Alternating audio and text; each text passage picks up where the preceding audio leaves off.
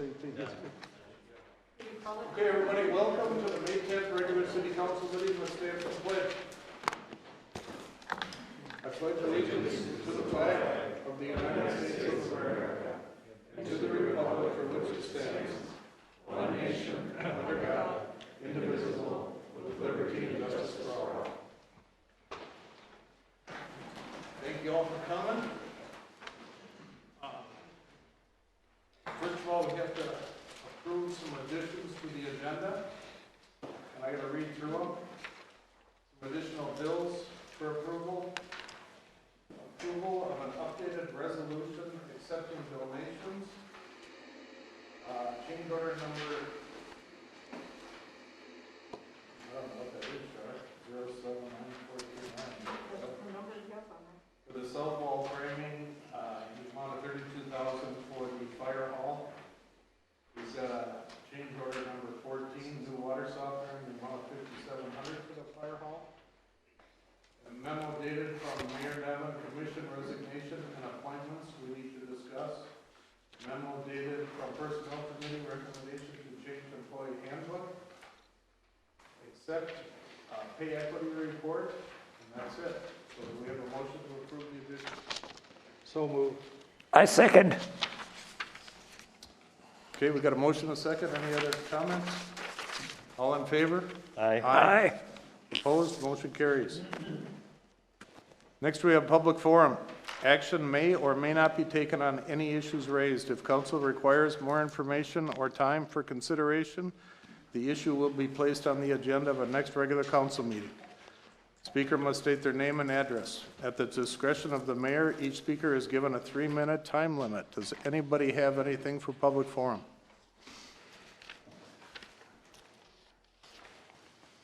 Not seeing anybody come up, we'll close public forum. Next is the consent calendar. Anything anybody want to discuss on the consent calendar? I think we should pull the bills for approval. Bills for approval? Okay. Yeah.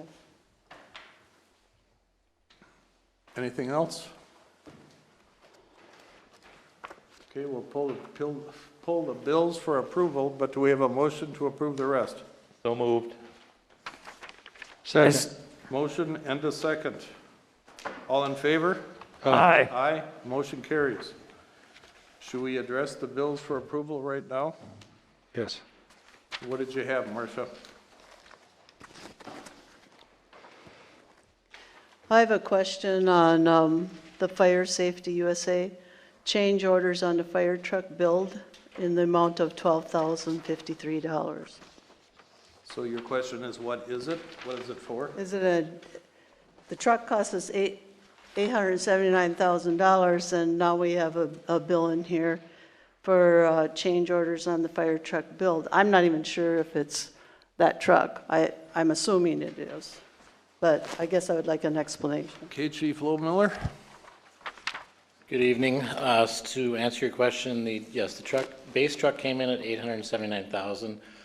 We made adjustments that fit the needs of our area for the fire truck to be better suited for the service area. I applied for a grant through Sourcewell in the amount of $10,000 and received that back in October. And then we just received a $3,000 donation on Friday. So basically, I have $13,000 that covers that change order. Okay, Okay. so we'll approve to be paid They're out of coming those up, I funds. believe. Correct. Correct. Yeah. Yeah. No one Okay. told us about the grants and stuff. Thanks, Chip. Anything else? I've got one for Chief Lee here. On the additions for the bills for approval, you have got pepper ball launcher for $5,900. Correct. Those are less lethal, non-lethal weapons that we will be putting in the squad cars that we are using forfeiture, donation money from the Lions. That you're going to put in our city squad cars? Yep. Pepper ball launchers? Yep. We'll be discussing that a little bit more at the Public Safety Committee meeting on Wednesday. with the policy and all that stuff to come forward to the council next month. Okay, well, my opinion of that is not necessary. So I'll pass that on to the rest of the council, voice theirs. Okay, We have the weapons to use, correct? correct. And this is non-lethal. Non-lethal. When you get into lethal versus non-lethal, I'd rather see the non. Pepper ball launchers in Cross Lake? And Chief, you have Yeah. donated funds Yeah. to pay for Donated those? funds, yeah. Yes. Yeah. Okay. Do we have don't we have tasers that we use? Yep, Well, this is for groups. This is not for individual. Oh. Taser is individual. Oh, okay. In case we have a riot. Groups, okay, if we have riots. Well, I don't know why we have to mock like that. Well, I'm not, I'm just Well, that questioning. was a mock. I don't know why. What do you use pepper ball launchers for? What We is it can use used? them for animals like bears that we've had many, many reports of. We can use them at a safe distance to launch them and get bears away from the core area where we've had them. We can use them in situations where last year when we had a child who was, one of our officers went out to assist in the county and he had a gun pointed at him. The officer did. We didn't have an option less lethal to use at that time. I think having a non-lethal option or another one is very helpful personally. Thank you. And it's grant money, it's not donation money, Right. excuse me, not grant. Okay. Mr. Schrupp, what's your opinion? I agree with Aaron and John. Less lethal. So I'll make a motion to approve the additional bills number 17 for approval. I second it. Motion and a second. Any other discussion? All in favor? Aye. Aye. Opposed? Aye. Motion carries 4-1. Are you approving, you approved chips, right? The truck? Never mind. Yeah. Yep. Okay, next is critical issues. Mr. Forney has got an update on the stormwater project, but I kind of hate to interrupt you, John. I want to give you the opportunity to do it. But I got a little story to tell with this because I looked through the water update and you've got a proposal from WSN for services. Our city engineer is Bolton Mink. Right. Ms. Norgard approached me 4 to 6 weeks ago and asked what my opinion of having WSN do this project. And I told her that the city had hired a new city engineer, Bolton and Mink, and that I opposed the idea and that she should bring it to council to ask for authorization, of which she did not do. And now she comes with that proposal. I don't follow where you're going with that. Well, you're coming with a proposal from an engineer that is not authorized by the city. Right, Mr. Mayor, Sir, I remember that conversation. identify yourself, please. Oh, I'm sorry. Patty Norgard, 37104 Bunkhouse Road, Cross Lake. Okay, I remember that conversation specifically, and I asked you for your support of the this Project 3, and I said that we would like to remain working with WIDSA since they had been on the initial project, and you said you would have to bring it to the council. And you also said that you felt that this was an intentional move on my part to use WIDSA. well, Ms. Norgard, I did not say I was going to bring it to council. I welcomed you to bring it You asked me to bring it Yeah. to the council. and ask their opinion, which they could have made a motion and they could have approved it, but that didn't happen. Which we are doing. Well, I guess that's a way to do it, but okay. Go ahead, John, do your nothing is presentation. signed, so. Pardon? At this point, nothing is signed. Right. This is what we have. Right, This I is just what think we- it's a waste of time, actually, but go ahead, we'll go through the Well, exercise. I would like to address that at the end after we cover what we're trying to do, so everybody is on the same page, if that's okay. My name is John Forney, 11797 Whitefish Avenue.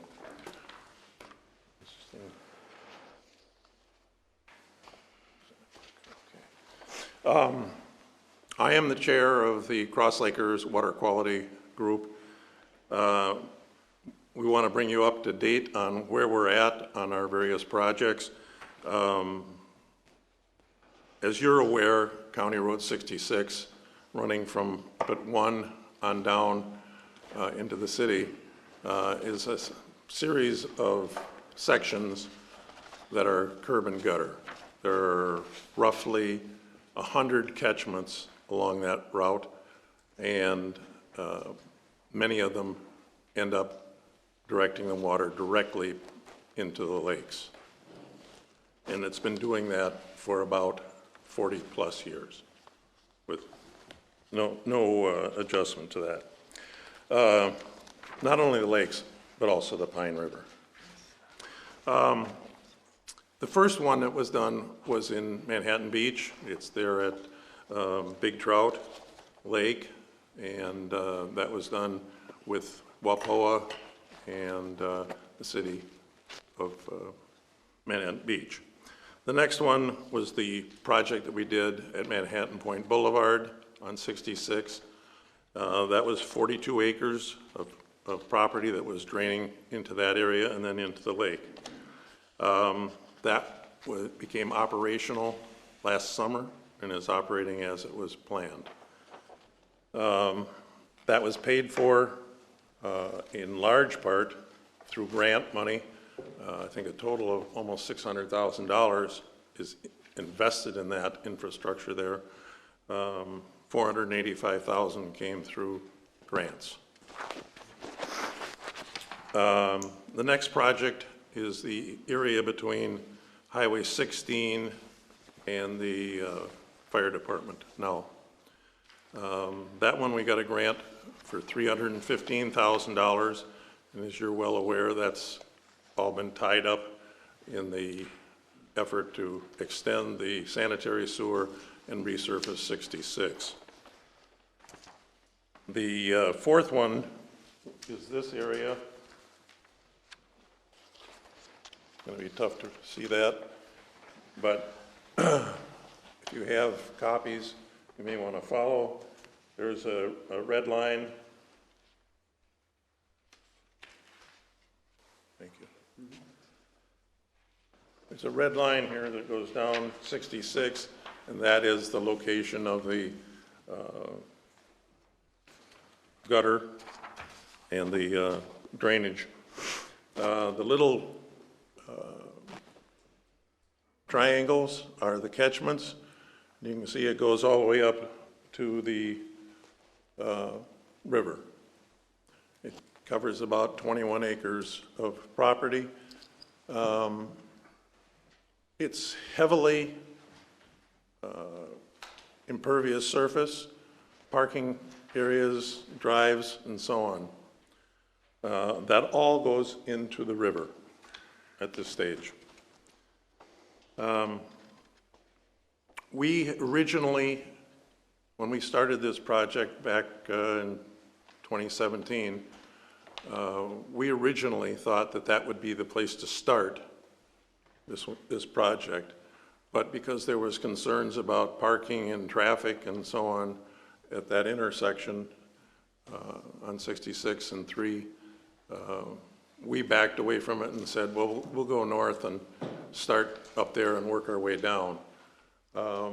Research has showed that that apparently, at least at this stage, isn't to be considered a problem with the traffic.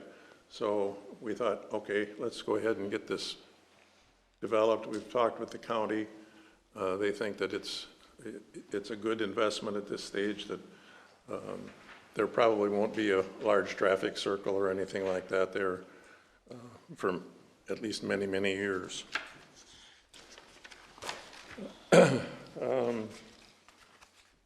So, for the project we're talking about, we gotta go down.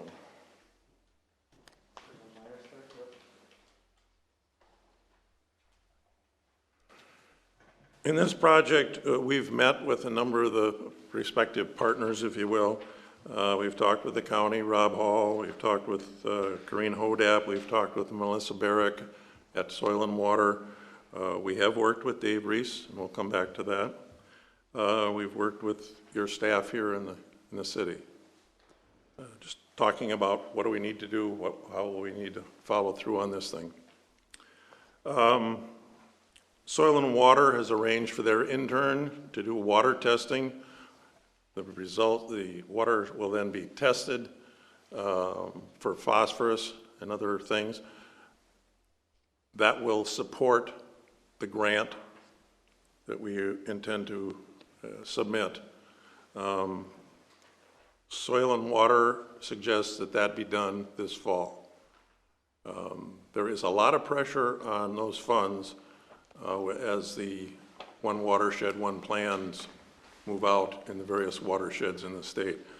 So she's suggesting that we get on that as soon as we can. Woodsith did the same thing for us when we did Manhattan Beach.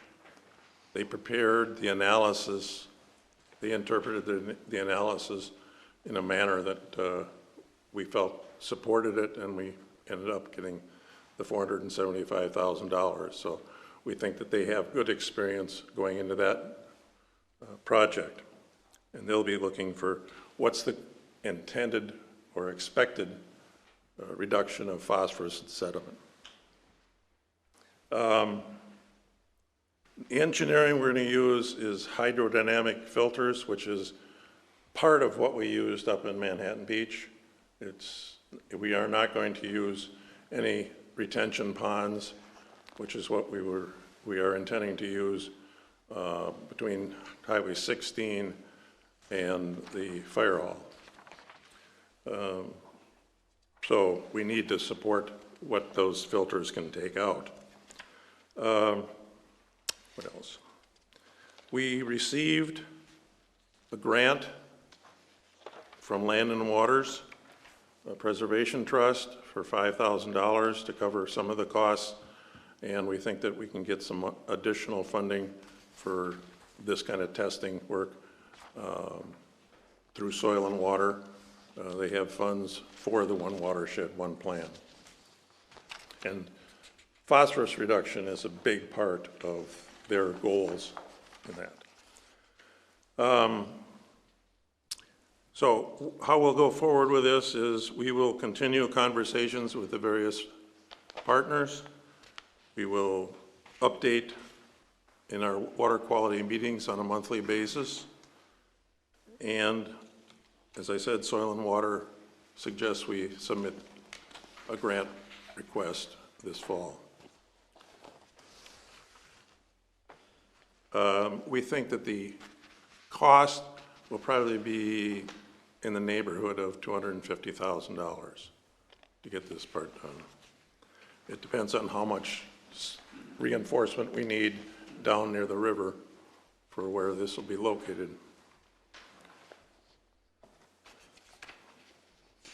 We'll provide our budget estimates and costs for you.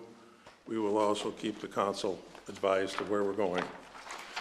So what's the return on investment in this project? Well, as I said, it mitigates 40 years of runoff going into the lakes and the rivers.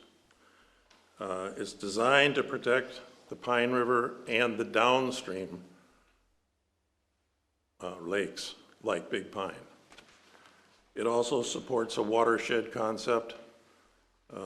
If we have expectations that the communities upstream from us on the Pine River are going to do their share to keep our waters clean, then we ought to be expecting that we'll do something for the areas downstream from us. We think it shows that it's a priority. It's in our comp plan that we want to protect our waters. It ensures the economic stability. The waters here are the economic engine for the community. It also promotes some environmental awareness. And it just promotes Cross Lake as a steward of the waters. I did add in here that there's a little promo video on YouTube, which I think does a nice job of showing the size and the scope of the project that was done up at Manhattan Beach. And that's about 3 minutes and 40 seconds that you might find interesting to look at. So, that's where we're at. We want to talk a little bit about why do we want to continue with Woodseth. I think, first of all, we've had a good experience with them. We had an excellent experience with them. So they've done what we wanted them to do in a way that we had talked about. And we got the $475,000, and we think that's a pretty good return on any kind of investment that we might have done. We have not had any experience really with Bolton and Mank at this stage, so we can't say. They are working in retention ponds only. They have no filters in any of the project areas that we're working with them on. So are you saying they have no expertise? No, I didn't say that. I said, You we kind of have indicated no that, though? experience with them. Okay, but I mean, you Okay. kind of were leading it that way, but I think they've got a lot of experience with it, but go ahead. Yeah. Woodseth got involved in 2017 with the Cross Lake Water Quality Group. They have been there, they have attended all of our meetings, or virtually all of our meetings. They have been very faithful in attending and being interested in this kind of a project. So we feel like they truly believe in doing this kind of work and want to have it done in this community. The other part of it is that, as I recall, Mr. Mayor, a couple of years ago, you set a new precedent. We had Woodseth as the city engineer, and you assigned the project between Highway 16 and the fire barn to Bolton and Mank. So we thought, well. Did I it works. personally, individually do that? Yes, you did. As a Individually. matter of fact, I recall a statement that you said. I'm a when you powerful guy. when you realized that it probably didn't really work that way, you said, well, I don't really know the difference between stormwater sewers and sanitary sewers. I remember that very clearly, that you said that. So we just felt, okay, if they can work in that situation that way, then let's go for it this way, because we've had good experience and we've worked, and they've been working with us for, well, since 2017. So they know what we're trying to accomplish in this. And I guess the amount of money that we're talking about is $7,000 on probably $250,000 cost, of which we expect that we'll get most of it through a grant. You're telling me there's $7,300 bid is for the engineering on the whole project? No, I didn't say that. Well, I you said that's what, no, that is what they, Dave, that is what that request is for $7,300. That's all there is in there for them at this stage of the game. Okay, John, let me talk for a little bit here, if I can. Sure. We have been dealing with a respectful workplace around here. This body right here hired a new city engineer, and Bolton and Mink's expertise is really in water, in stormwater and sanitary water. That's where their strength is. They are doing this new anticipated run. And for the water quality group to bring this in this venue right here and dump it on and pick the battle to dig your heels in and say, we want somebody else, that's the feeling I'm getting you're doing. I'm sorry you are. That is not the way we sent it up. It's a very lack of respect to Bolton and Mink. I mean, we put them as our city engineer, and this is their expertise area. They were never asked to do it. Phil Martin comes to all of our meetings, Public Works, he's at all of them. So, I mean, he is there, able and willing to perform. We have to give him a chance. I think this body here decided we were gonna give him a chance, and now the water quality group is deciding that you wanna go a different route. I don't appreciate that. I expressed that to Patty 4 to 6 weeks ago when she asked me out in the hall that I didn't appreciate it. And now we don't hear a word about it until you bring it here, so. That's my personal feeling on it. I am not making a ruling on it, I'm giving you an opinion. Yes, Patty? Thank you. Patty Norgard, 37104 Bunkhouse Road. I want to add that this is not about Bolton and Mink. I have enjoyed working with Phil Martin on the second project. So this is not about them and their qualifications.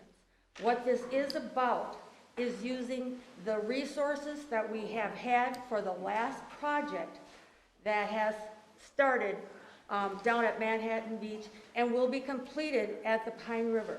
And in order to do that, I think it makes sense to work with partners that you have had with the past 5 years and who have done a good job. And who knows? No, let me rephrase that. Dave Reese has gone out of his way to help us with this, all of our projects, on his own time. And I'm sure Phil would do the same thing, because I had him at Old Log Landing when we were talking about that. So this is not about Bolton and Mink. This is making sure that this project goes ahead in the easiest manner, the most efficient manner, and the most cost-effective manner. So, thank you. Thank you, Patty. Well, I'm disappointed in the way it was presented, and I personally stand very firmly with Bolton and Mink, and they are our city engineer. So I'm gonna make a motion that we table this until it is presented to Bolton and Mink and to come back with it. So deny this, actually, the proposal, and put it back for a different engineering firm. So that's a motion. If anybody wants to support it, or? Yeah, I'll second that. Okay, we have a motion and a second. Is there any other discussion on it? A little bit. John, I'm sorry that you're a volunteer, and with all the other volunteers that we have, that you're being treated the way you are. I mean, for the amount of money and the impact of the project, it's hard to understand. It's just hard to understand. I'm sorry. I don't feel the same way as what was delivered to you. Any other comments? Yes, I've been involved with the water quality group, just going to their meetings, and I know that they've been working with WITSIF for the last 3 or 4 years. We found that when we changed to Bolton Inc., we do have some expenses changing from one company to another in terms of information and convenience and speed, et cetera. I personally would let it go forward. I think they've done a really good job at trying to get our waters clean, which is really important for Cross Lake. John, what is your timetable here? Because when I read through, I didn't, and I may have missed it, but I didn't catch a timetable. Well, the water sampling is being done right now. There'll be a couple in the spring and 3 in the summer. So we'll have that information by late summer. Okay. That will then be used as part of the analysis and the projections of how good this system will be, what it will take out of the runoff water. Okay. And that will then be part of, and probably the keystone of the grant request that we'll submit. So WITSIF needs to be involved from day one. Yes, Okay. and they have done it already one time. So that's why we went back with this. Without authorization, they did it. Well, So I just the wanna author, add that. Dave, the Well, authorization Dave, is sitting let here. me say, we did this starting last summer. We started, and at that point in time, they were the city engineer. Yeah, that's right. They were. And they submitted this, if you look at the date on that, they submitted this in October. We held off as a group. We said, the city has so many balls in the air right now juggling them. Let's just back off from that and not, because you were in the midst of your, all your budgeting and so on, when all of this was coming forward. And we said, let's not push it any further. We can wait. We have one teed up and it hasn't happened yet, so let's just wait. Yeah, okay, but then things changed. And I think we need to acknowledge those. We did acknowledge it, and I just said to you, but we looked at it and we said, well, that's what Dave proposed some time ago, was that we have a city engineer and we have somebody else doing this project between 16 and the fire hall. Okay, well, I'm not prepared to respond to that part of it. Okay, well, you said it. You can Okay. go back and look at it in the minutes. I'm sure it's in there. Is there any other comment on this? We've got a motion and a second on the floor. Is there a problem with getting a proposal from Bolton and Mink? I mean, Is you there a have problem? No, Yeah. no, Yeah. there's no problem. We've never said there was a problem. We think we have a good working relationship, and they have, we think that their allegiance, their willingness to continue to work with us is worth something in this process. Would the grant be in jeopardy if we switched engineering firms? I don't know. Well, I don't think so, but I don't don't know. know. I don't Yeah. know. the grant wouldn't be based on who you have for an engineer. They No, only it care might about be, the fees. they might look at it in terms of how the information is arrived at or presented, but a lot of that has to do with the grant writer, who happens to be Melissa Barrett, so. I think we've got to give an opportunity and show a little respect to the engineer that we hired as our city engineer and give them a chance. Maybe they'll decide not to do it. Maybe they'll buy all of it, but that's what this body did. And I think we got to do that. So anyway, we got a motion and a second. Well, let's discuss that just before you call for a vote. Are you willing to let staff take talk to Phil? Ted talks to him regularly, and he can have an answer within a matter of a few days. Well, I think Phil was supposed to be at this meeting, but Well, when he called and said he was going to be late, so he did. Aaron, there's nothing critical about their project that's going forward. Nothing is happening now. They're going to have somebody else do some water testing, correct? Yes, And then take that water testing information in July or so. That's when the engineer is going to step in and compile the results. yes.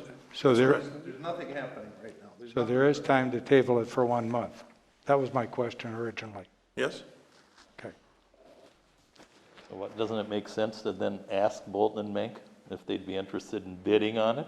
I think we should have done that a month ago, Dave. Yeah, absolutely. I think they should have an opportunity. Well, then let's Yeah. skip the motion and just, Well, no, we have to, John can go back and, it's table. He's asking to table. That's what the motion is. right, yeah. They can move forward with everything except the engineer. So we got a motion and a second. Is there anything else? Any other What's the discussion? motion again?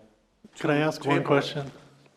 Sure. Could you, John, could you explain the county's relationship with this proposal? Because the proposal is written to the city and Crow Wing County. So how will the grant dollars flow, provided they're received? Will they go to the county and then Well- soil and water, then back to us? The road is a county road. Yeah, They put it in, and, then they said that the city has to maintain the system, as I understand it. They are, in my interpretation of listening to them over the last few years, I think they recognize that they are contributing a lot of the problem of our lakes and their runoff from the roads. So they're working hard. Right now, they are in the midst of doing a whole study on chloride in the lakes, just to try to avoid further problems. So sure. So I guess my it is question all is, on, it is all, the property that we're gonna work in, And the system we're working on is one that they installed, and it is in the right-of-way of the highway. Right, So there's no special acquisition of property that the city will be expected to step up on. right, so let me maybe rephrase my question. So I was trying to understand the relationship between the county, the city, and the other partners in this project, because my understanding of this is you're going to hook the separators up to the existing storm sewers Yes, before they go into the river. And that requires cooperation between the county, the city, the Corps, and soil and water conservation in the city. Okay, yeah, got a it. lot of moving parts. Yep, just like the last one. Now, is the county still splitting it, the cost, or you're anticipating? We that? haven't asked them yet, because we don't know, we don't have a final cost on, or a good estimate. Right. We have an But eyeball estimate. they, along with us, have a say in who's doing what. So that complicates things a little more. Also, we have a bid already from WSN. If we go to Bolton Mink, they already know what WSN's bid is. So that's a little bit of truth in advertising. It's an unfortunate circumstance, but it's unfortunate. It's unfortunate this wasn't talked about a month ago. We have a motion and a second on the table here. To table this item. No? To deny it, To deny it? yes. Your motion was to deny it. That's what I thought. We'll change it to table. Can I change it to table it until Bolton and Mink is notified and questioned about it? Yep. Yeah. Okay? Okay, all in favor, say aye. Aye. Aye. Opposed? Motion carries, all in Okay. favor. John, I'm sorry We get about on, that. that's all right. I really greatly appreciate everything you do, so Thank you. I just don't like the way this happened, that's all. Okay. Okay, next we have a public hearing, a road right-of-way vacation request from Leo Varley on Whitefish Avenue. Joe, are you gonna do it? Okay. Mr. Christensen is gonna come up and represent Mr. Varley. You mind if I take the mask off? Not at all. Thank you. I'm Joe Christensen. I'm an attorney. I represent Leo Varley in connection with the pending application. And I believe this is in the council packet. This is a updated survey that shows the property. Mr. Varley owns this lot, this lot, this lot, and this lot, and this in the middle here is the existing Hillcrest Beach. Joe, are you skipping right past the first application? No, Okay, I'm going to talk about that. okay. So he went to E10, that new survey. Thank you. There, and to clarify, I'll get to that, but I'll clarify, there's one application. There always was one application. There still is one application. So we have these four lots that the Varleys own, and this right here is the existing Hillcrest Beach right-of-way. Mr. Varley filed an application with his surveyor, Kevin McCormick, who's here as well. They filed an application asking solely for the Hillcrest Beach right-of-way to be vacated. And they went through the commissions, the Park Commission and the Public Works Commission, and encountered some commentary on their proposal. And that's when I got involved, and then I looked into it, and in analyzing it, we decided that we would modify the proposal, not file a new proposal, but modify the existing proposal to propose that there be a condition added to the vacation request, that Mr. Varley grant a new easement on the eastern side of the property, 20 feet, so that there would still be a public access. So while the application still requests the vacation of the Hillcrest Beach right-of-way, which was always the case, we're adding the proposal to have a condition added to the approval that in return for the vacation of the right-of-way, the city require Mr. Varley to grant a replacement access. This is essentially identical to the application that was processed about a month ago for Joe Rutger, and is it Bailey? I think there's another family there, but that property is about a half mile to the east of where this property is, with very similar site conditions. And in the Rutger request, which was approved, the city vacated the right-of-way that had been granted on the plat of Manhattan Beach, and then they granted a replacement access. So that's what we're proposing here to be done as well. In addition, we understand that some comments have been made to the effect that the new location of the right-of-way is vegetated, and that the existing location is more open. And so Mr. Varley is also willing to add a condition, or propose that the city add a condition to the approval of his request, that he provide a cleared pathway through the new easements, so there will in fact be access. If someone wants to go through there will be a pathway cleared and ready to go. So this approval, or this application, excuse me, has already been noticed. It's been heard by the commissions. It's already through the process. We are not pulling the application. We are not filing a new application. We're just modifying the application that's already before you. So we think you can go ahead and approve this tonight, or act on it as you wish. We would respectfully request that you approve it. And we would suggest that there really isn't any reason not to approve it. There was, as I mentioned, the Rutger one that was just about a month ago that's essentially identical, that was approved. And this is basically the same kind of application. There are benefits to this for the city as well.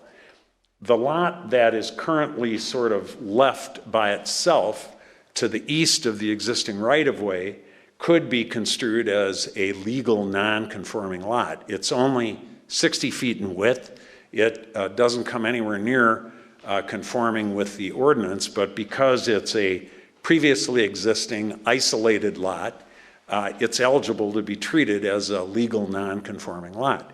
If the right-of-way access is moved to the other side of that lot, and the Varley property is all contiguous in one holding, then Mr. Varley and his family will have to comply with the ordinance that requires that if he should subdivide the property, he can only subdivide it in a way that will conform with the existing ordinance. So you would eliminate the possibility of a legal non-conforming lot, substandard lot, being developed in the future in the city.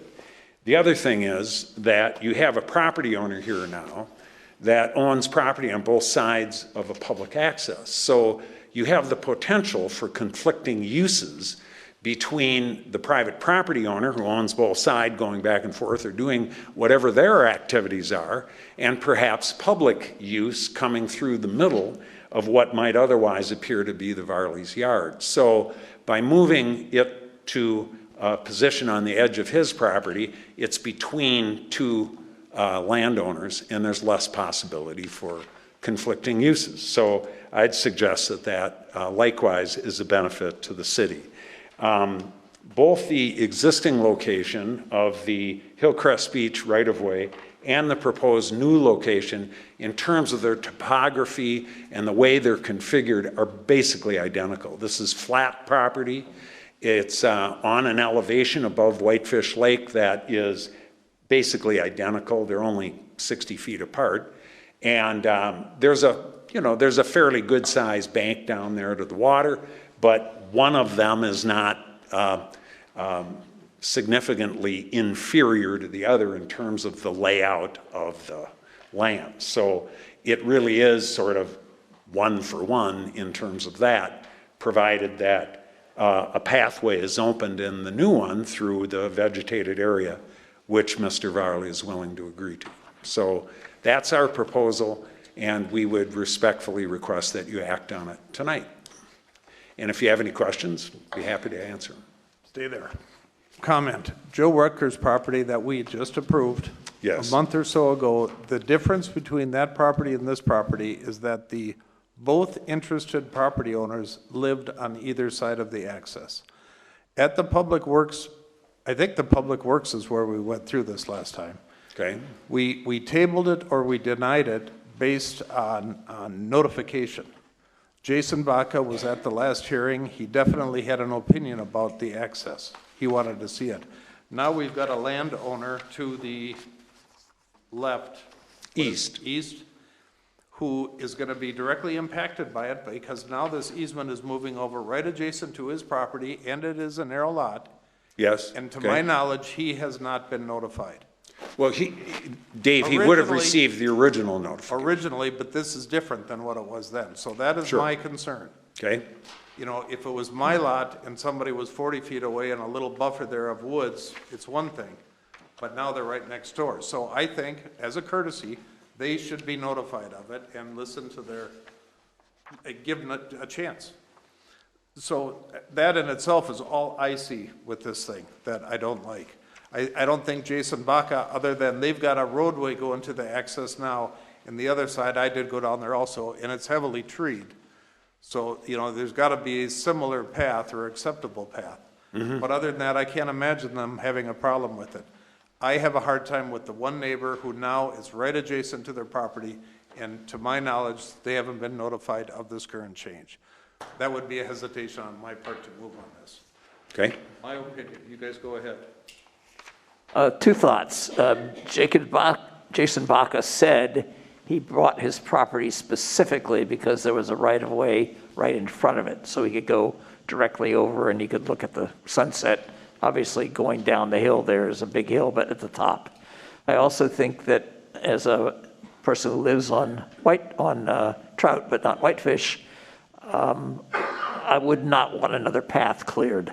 I think the more paths we keep, the more difficult it is, but I think having vegetation is generally better for the lakes. So, as you're saying, to make another path, yes, it would give a right of way for someone else, but it also means you got to cut vegetation. So, I would not be for the change.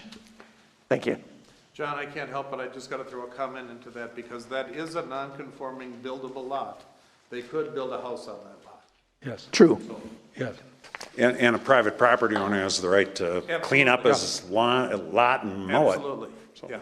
So, 350-foot long lot. He can do quite a bit with that with, even though it's a 90-foot wide. He could do a lot with that. So, no, I think the notification needs to be made to all the parties concerned, and I agree with the Public Works. okay, Dave, Marcia, do you guys have something? I agree with your comment, Mr. Mayor. You're talking about the landowner to the east of the proposed Yeah. right away? Yeah, we need to make sure he's notified and we need to hear from him. I agree with that, too. I think it's just a neighborly thing. That Sure. any one of And, us would and expect.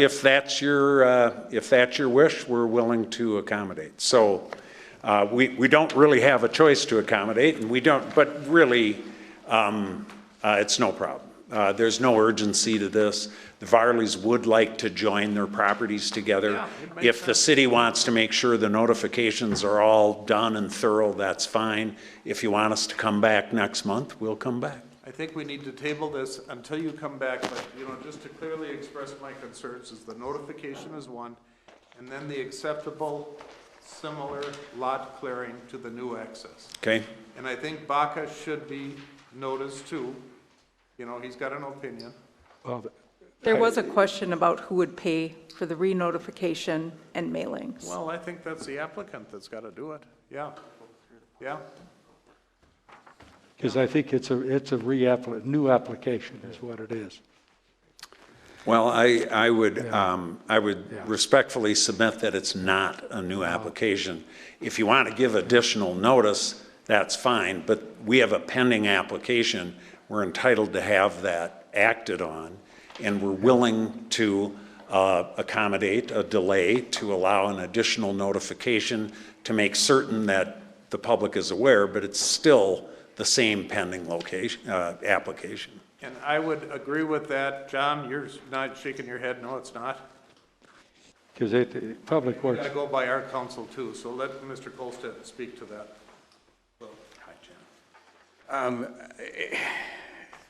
I have to go back to planning and zoning.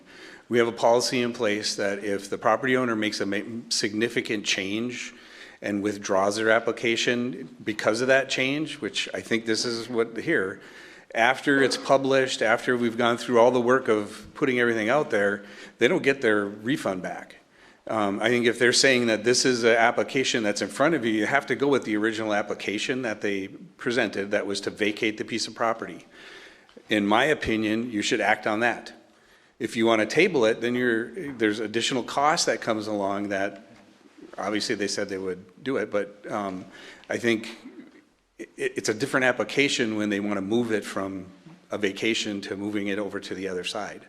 Just like if somebody comes in with a house they want to build and they get an indication from everybody that, ooh, they're not going to approve this, let's propose a change and we want you to table it. That's not what a tabling is for. A tabling is to come back with more information to clarify what you're asking for. If it were me, I would say you need to act on their application that was to vacate, deny it. If they want to come back with another application to move it, that's how I would say to proceed, just my opinion. Okay, thanks. Is Mr. Person on there? Can we get, Brad, are you out there in Radio Land? Yeah, I'm here. Can we get your opinion on that?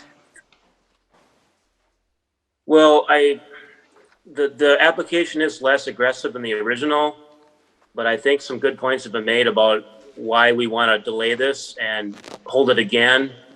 The cost of that isn't that excessive, so I don't think that's, you know, if staff is saying that that's a consistent policy of what we've done in the past, it's not a significant cost, the actual just resurveying it again.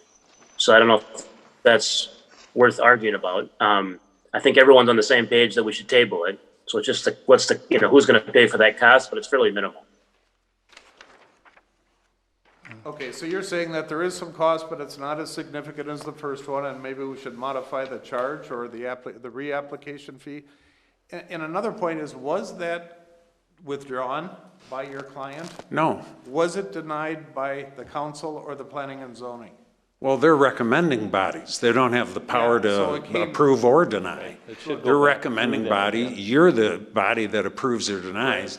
We have the same application all the way along. If you read my letter says that we're modifying the request. It's the same request. We'll pay the cost of notifying, and we'll, accommodate the delay. That's fine. But applications have modifications made to them all the time.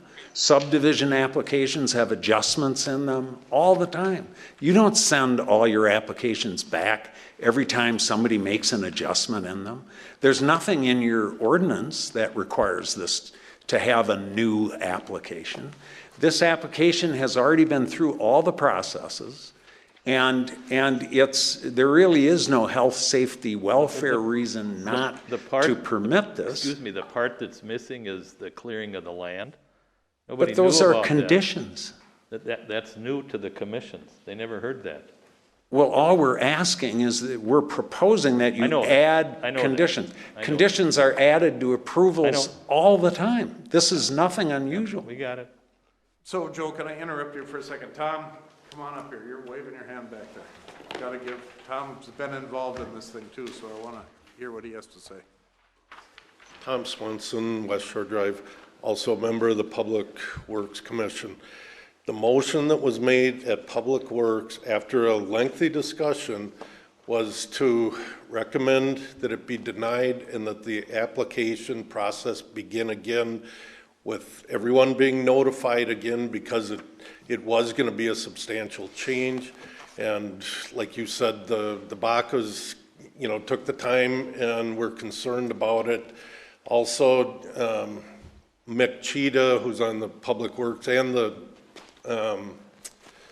Park Commission, felt strongly that the Park Board needed to revisit this.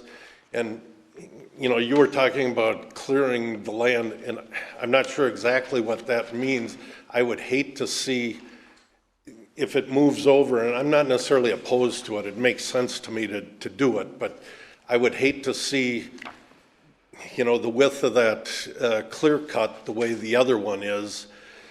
What we were kind of talking about at Public Works and what Mick was chiming in was, there could be a path maybe 3 feet wide, and so there's access down to it. But I think this needs to go back to both the Park Board for their, if we're going to make a condition of some sort of path going down there, the Park Department is the ones that manages all these right-of-ways, so they probably want some input into how wide a path, if that's going to be a condition.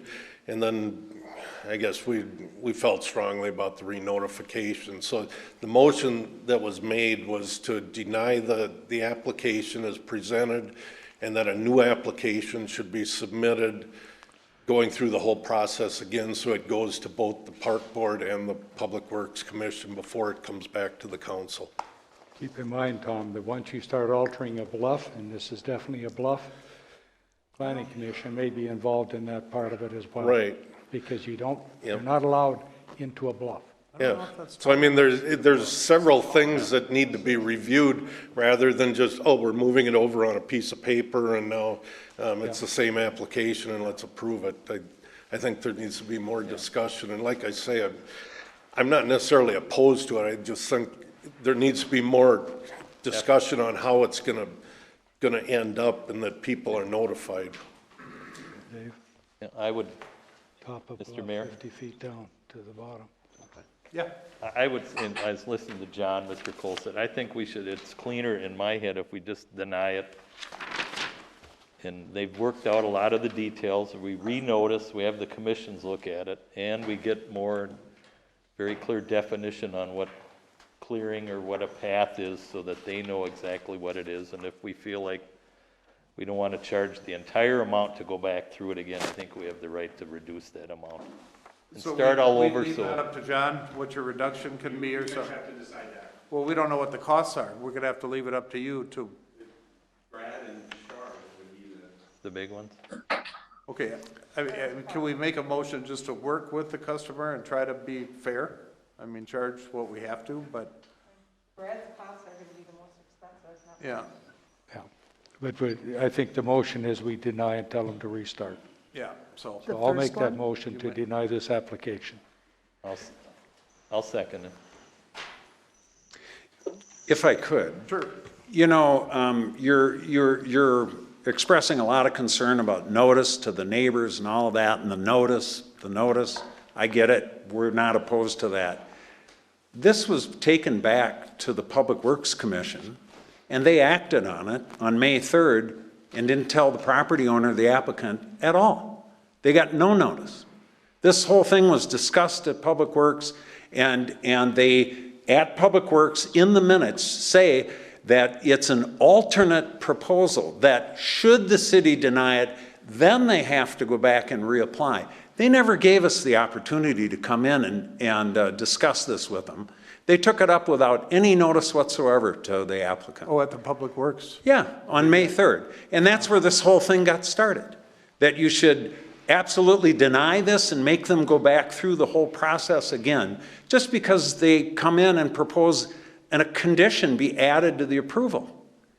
I'd submit, show me where you've done this before with an applicant.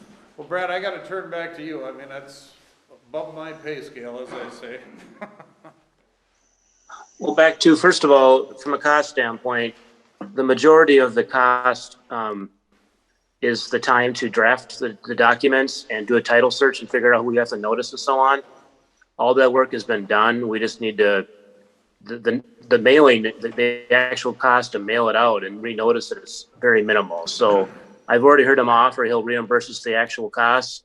I don't need to bill again for the time because it's almost the same it's different, but it's the same work both times.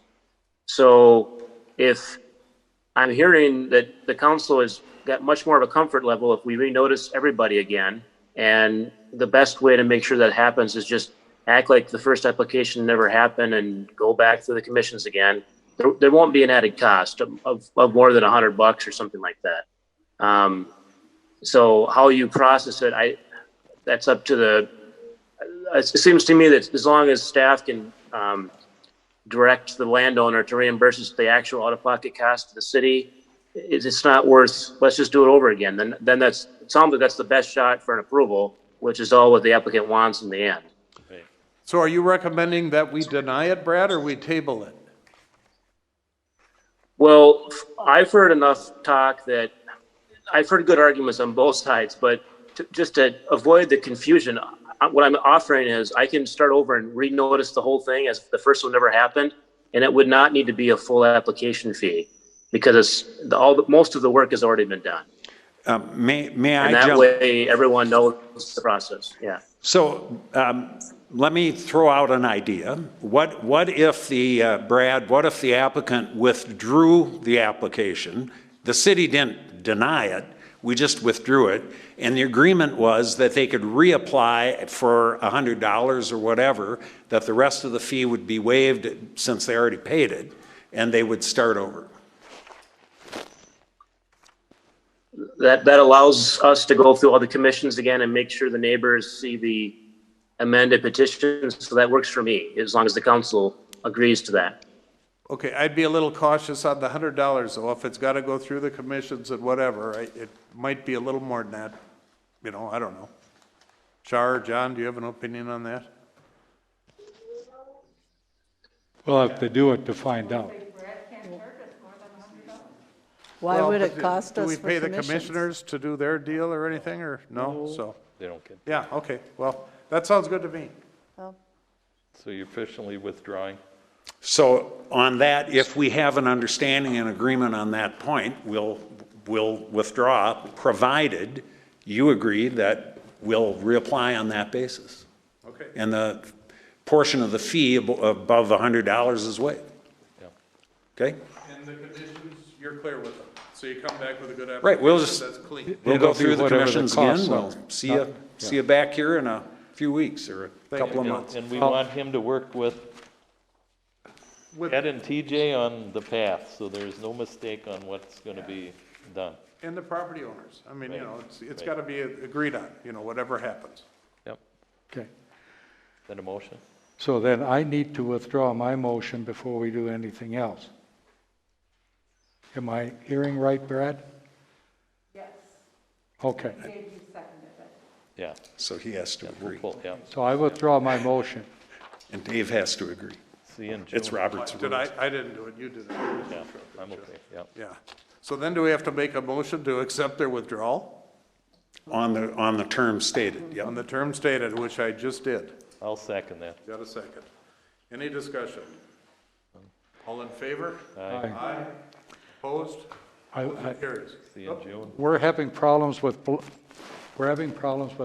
being violated on things, and so be very careful when you start telling somebody to tread into any bluff, okay? Understood, sir. Yeah.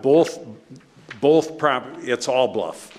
Well, yeah, I know. The existing, That's the why- new, it's all bluff. But everybody's talking about making changes going down through the bluff. We're not proposing that at all. Okay, well, talk to John before you do anything. Well, and when I was a kid, we used to jump off these banks, and you can get erosion started very quickly. It's all Yeah. just sugar sand, so Okay. I understand. Thank you. Thank you. Thank you, Joe. And Mr. Mayor, Brad, one more time, sorry to interject here, but I'm gonna have to bug out here. It's getting late where I'm at right now. I just wanted to be here for this one. Thanks, Brad. Thanks. Okay, next is the mayor and council members' report. First thing on the agenda is approval of an updated resolution accepting donations. We have got 2 donations here.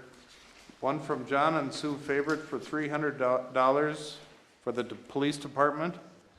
And George and Maxine Riches gave $3,000 to the fire department. So thank them both very much. We need a motion to accept that. I so move. I'll second that. Motion and a second. All in favor? Aye. Aye. Aye. Motion carries. Next is an update on the fire hall. Chip, do you want to give, where'd Chip go? You want to give an update? Is there much to say? It's pretty much done, right? You're all, 95. Oh, it's more than that. 99. You're all moved in? Almost. Pancake breakfast is going to be a week from Sunday? Is that what I heard? No. All right. Okay, well, that's the update. Then we got a letter from High Tech with a change order. This is for the ambulance garage for $5,448. They've got some mold in the garage. It's caused because the humidistat was not functioning properly. So it's minimal impact. You know, they got to wash and paint, and they got to do a little wiring so that the humidistat comes on automatically. So it's $5,400. Do we want to approve it, or do we want to ask for volunteers to paint it? I move we approve this request for $5,448.32. I don't think there's a need for volunteers to go in and take I'll care of the second ambulance that. garage. I'll second it. So cheap. A motion and a second. Any other discussion on it? All in favor? Aye. Aye. Motion carries. All in favor. Then we have pay application number 9 from High Tech for $53,232. I'm not even sure what that's for.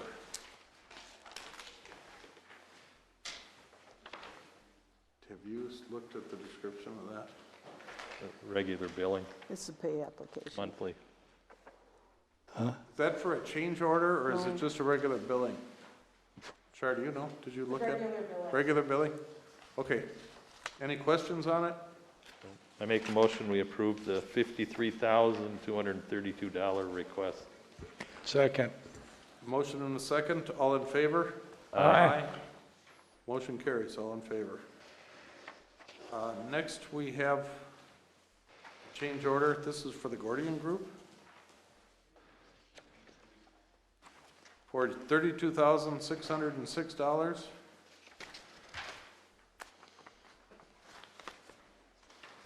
South gable wall and of the building due to rot and mold. That over mold in it. Yeah. From early on. Yeah. Their estimate was 28,000 something, and now it's 32, so. I don't know. Do we need to question that, or do we just, we're getting to the end here.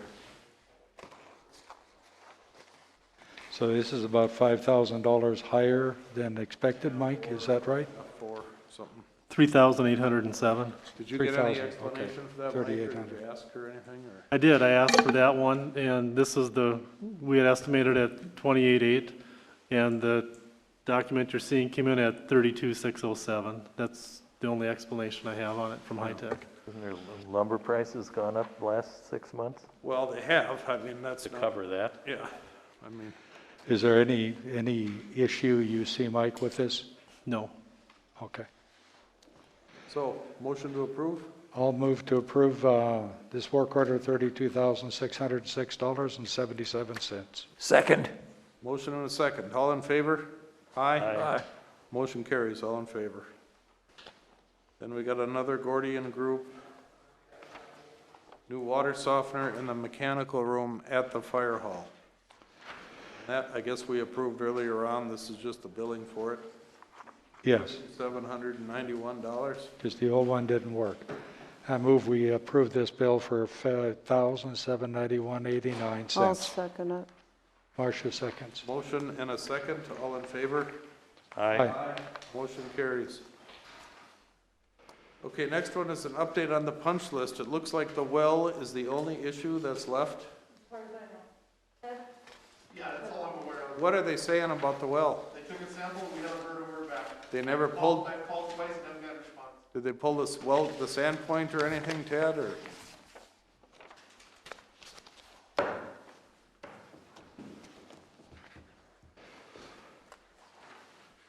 It came in and run the water, grabbed a 5-gallon pail of water to see what sand was in it. That's all they've Who done. did that? Um, The plumber or high tech? the guy who drilled the well, and I think somebody from High Tech, a rep was here with them, so. And that's all we've heard. We haven't heard another word. And I've called to try to get an explanation, haven't got a response, so. Yeah, all right. I'll call Andy again, Okay, anything else on the punch list? You good with other than that?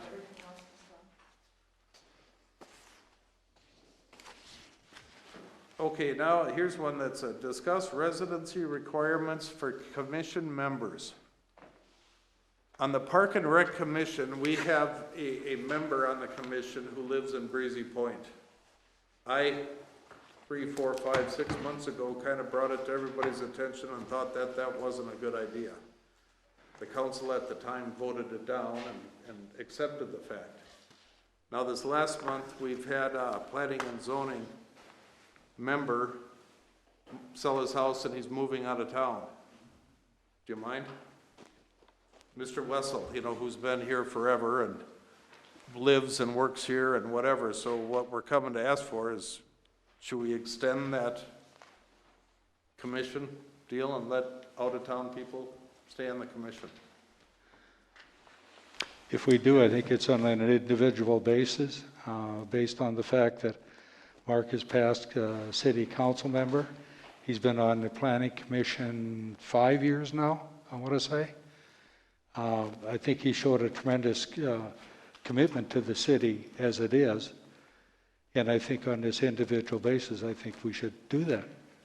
This is an individual issue to me. My opinion on that, Aaron, is I don't want to discriminate against anybody on an individual, but we could make it a condition that they have to work in town. Yeah, I'm good with that. Maybe that is I don't know, Brad's not here anymore, maybe that's a better condition. I think that for zoning and planning, we need to have people who live in the city. Parks and Recreation, our community center is open to people outside the city. They come from all over, whether it's pickleball or whatever. So I think there are two different things between planning and zoning and parks or public works. I mean, public works, I think, should only be city residents, stuff that has to do with things that are right in the city that the public outside the city is not doing and not spending time here. So you're opposed to opening up the planning and zoning?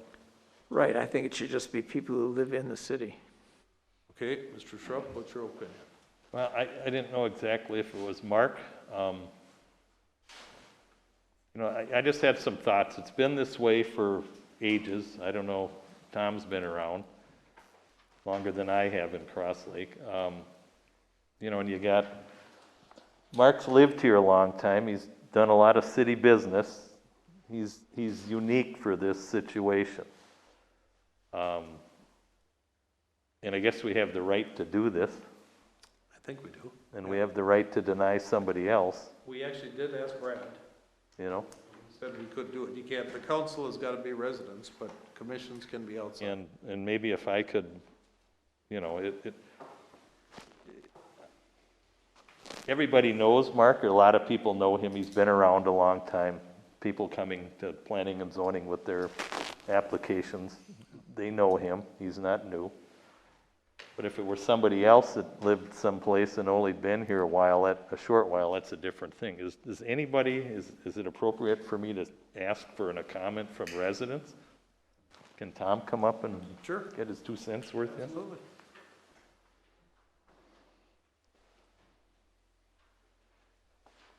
Unless it's changed, I believe the Park Commission is the only one that allows non-residents, and that came about when the library came, because there was a lot of people really actively involved in the library that didn't live in town here, Joe Albright being one of them. And so they made the decision that because of the library and the people involved, that they would not require residency on that board unless something's changed. The rest of them, I believe you have to be a resident. One thought I have in Mark's, and I don't know if whether you could do something where you have to be a property owner in town. Now, I don't know if in your business, if you own part of the building that, pardon? Oh, okay. Well, to correct you though, Tom, we specifically asked Brad, and he said you could do it. Okay. So that's kind of contradictory to I what guess you're saying. it's either a change in your ordinance or else a case-by-case basis. Yeah, come on up. Come on up, Mark. Mark Wessels, formerly of 13336 East Shore Road. Well, I'm still there for 2 weeks. I asked the question only because I've enjoyed doing it. I've worked on council, I've worked on long-range planning, I've worked on, what was the commission before that? I can't remember. There's another one back in the 90s I worked on. And of course, I've been on P&Z for quite a while, and I enjoyed doing it. I submitted a resignation letter contingent upon what you guys say tonight, so I wouldn't mind the free time, but at the same time, I do enjoy it here. My wife and I both rent office space in town. We're both keeping our P.O. boxes here because we're come here every day anyway. We're only going to be 10 minutes actually, we're only going to be about 3 minutes out of town. But we are moving out of town, and I know that's a requirement, so that's why I proposed it. And if you guys want to keep it the way it is, I'm fine with that. And but I also wouldn't mind continue serving, and I'd just like to say I've enjoyed serving the city of Cross Lake. I've been here 36 years now, and I really liked working with everybody that I've worked with here, especially that one. But okay, so I really liked working here. So if you guys want to do that and allow that on a one-time basis, or just make the requirement that they have to have a business here or something. I run a business here. I've been doing that business for 36 years. My wife's got an office here. She's been doing it for about 10 in that same location. So we do both rent property in town. We just don't own any. Somebody suggested I go buy a cheap lot, and I said, you guys don't pay me enough for that. But I would like to keep going. Thank you. Thank you, Mark. How much do you have in your term, Mark? I mean, pardon? How much? I don't know. I just got is that re-upped. I think this comes to a. I think I have 2 years left, maybe, or a year after He's got this somewhere one. between close to 3 years. I think he's got at least 2.5. Okay. Okay, Right. at least.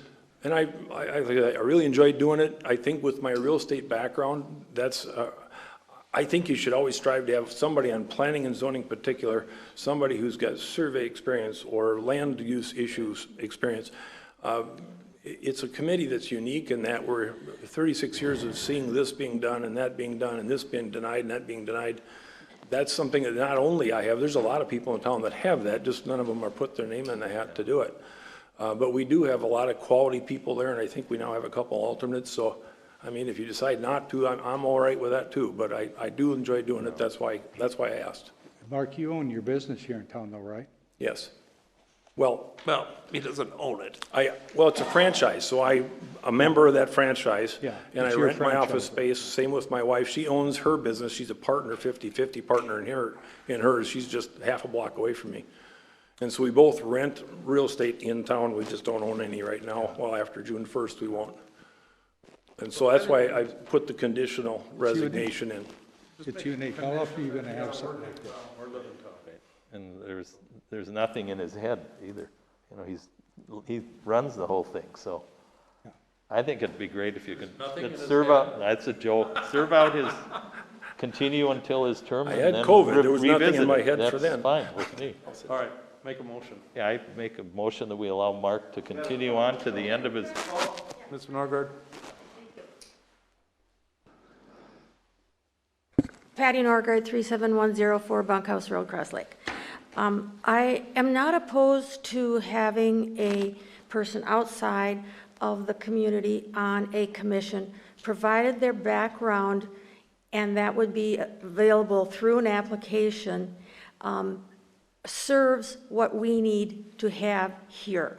So obviously with Mark's background, he's a perfect candidate for what you're suggesting. However, I think we get another perspective when we look at other applicants with heavy backgrounds in planning and zoning, and so sometimes that may be a useful thing. For me, it would be dependent upon the background of the application. Thank you, Patty. Right. Okay, Dave, fire away. So I will make a motion that we allow Mark to continue and at least fill out his current time period and then revisit it then. This is all based upon his many years of service given to the city of Cross Lake, his background, his experience. And how many years lived in Cross Lake? 36 years? And that's because this is unique. It's not something that we're going to do all the time. That you don't have to put that in there, but this is all a special instance. This isn't a change in policy that I'm promoting here, so. I'll second it. Okay, any other discussion? All in favor? Aye. Aye. Opposed? Motion carries. All in favor. Thank you, Mark. Thank you. Okay, next we have got some commission resignation and some appointments. So on the Public Safety Committee, Jeffrey Pfaff is resigning. Thank you for being here and sorry for your resignation. Public Works, Dale Melberg, who's been there forever, is resigning. And thank you, Dale, for all you've done, all the time you put in. So we've got two following appointments. We're going to put Public Safety Kurt Mowers, who I got to admit, I don't know Kurt. I don't think I've met him, but welcome. Yeah, I don't know that you have to say anything. In Public Works, Tim Berg is going to get reappointed. Tim Berg was on Public Works. He filled his term, and now he's going to go back on there, so he's a good one there, too. Thank you. Oh, yeah, we need a motion to approve. Individually or all together, can we do them? Okay. I move that we accept the resignations from these two persons and accept the two new members. I'll second it. Okay, we got a motion and a second. Any discussion on it? All in favor? Aye. Motion carries. All in favor.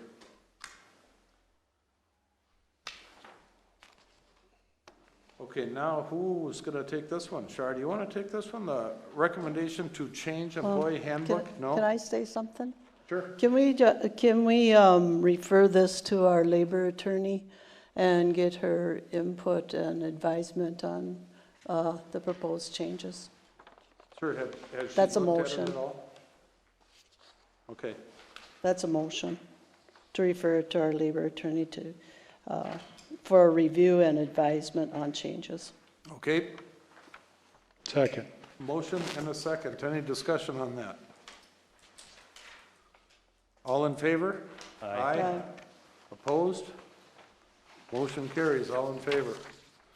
Okay, Mr. Linus, I think I'm off the hot seat here.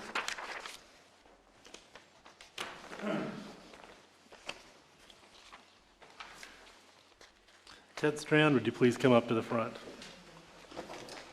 So, one of the things Ted does that he doesn't get enough credit for is making sure our sewer system works like it should. Minnesota Pollution Control Agency has noticed his efforts to that end. So I have a certificate of commendation for Ted and his group for making sure that works. It's from the Minnesota Pollution Control Agency, from Laura Bishop, the MPCA Commissioner, and it says, this wastewater treatment facility operational award is presented to Cross Lake Wastewater Treatment Plant and its staff in recognition of exceptional compliance with its Minnesota Pollution Control Agency wastewater permit during the 2020 review. Your dedication to protecting Minnesota's waters are duly recognized and appreciated by the state of Minnesota. So let's give everyone a hand. Ted.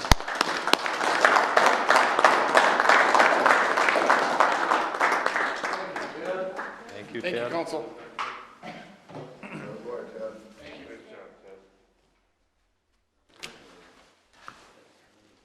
All right, now we have some housekeeping stuff. We've got, my item number 2 is a resolution to adopt for for renewal existing liquor license establishments for 2021 to 2022, and that requires a council action and a motion. I'll make a motion that we adopt and renew the existing liquor licenses for 2021, 2022.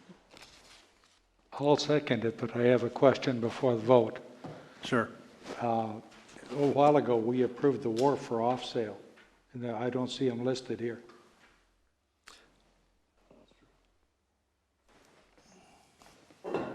They have not fully been approved yet by the Department of Health and Department of Alcohol to do that. Thank you. But they're working on it. They're in the process. Thank you. Okay, we have a motion and a second. Any other discussion on it? Nope. All in favor? Aye. Aye. Opposed? Motion carries. All right, thank you. Item number 3 is a memo from the clerk requesting the purchase of a locked storage unit for attorney invoices.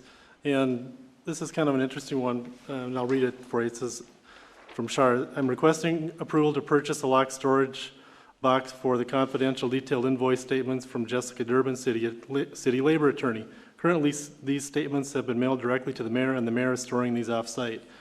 Statutory state code makes the city clerk responsible for preserving all city records. It is not possible for me to manage and retain these records if they're not in my control at City Hall. Therefore, I would like to have the mayor store the statements in City Hall in a secure cabinet. The mayor and I will both have a key, meaning the clerk.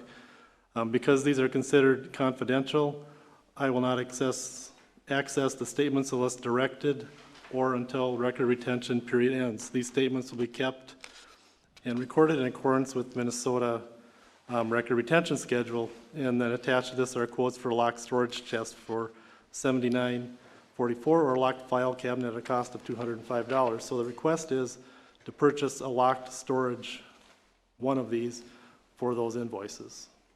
I have to ask the question, which would you prefer, Shar? A box or a cabinet? Okay. I got a question, Char. Did you ever request those from Jessica? Because she directly directed me to keep them. So I don't know if there's a legal reason. I don't either. I told her that I needed to have them here, and she suggested getting a box to keep them here. So that's what she So suggested? that's what she told me. Okay, so that's fine.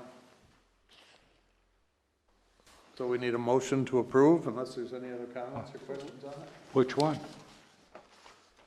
I mean, one's $80, the other one's $205. It doesn't make a difference. Do the $80 one, right?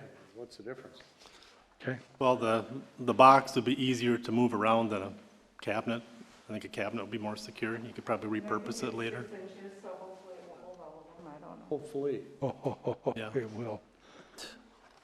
You will, or I won't be here. So I don't care, whoever wants to make the motion, you choose which one, or unless you got an opinion. Well, I'll make a motion that we buy the locked storage chest for $79.44. Second. Okay, we got a motion and a second. Any other questions on that? All in favor? Aye. Aye. Opposed? Motion carries. So a little conversation or question on that, Char. Are you worried about me having them in my possession? I'm worried about me not having So can I them in request possession. that I get a copy of them and keep that? Well, she's still mailing them to you. We just want to keep them I'll here. take a copy, I'll retain a copy. I just want you to know that. No? It's all confidential information, as far as I've been told, because I haven't seen them, I don't know. Yeah, but, I mean, she did send them to me and requested me to keep them, so I don't know why. I don't know what the legal thing is. I would kind of like to keep a copy of them. So, I just want to be upfront with it. Unless anybody's got a real issue with that. Okay, G4, Mike. All right, item G4, it's a memo dated again from the clerk on a recommendation to update the respectful workplace policy.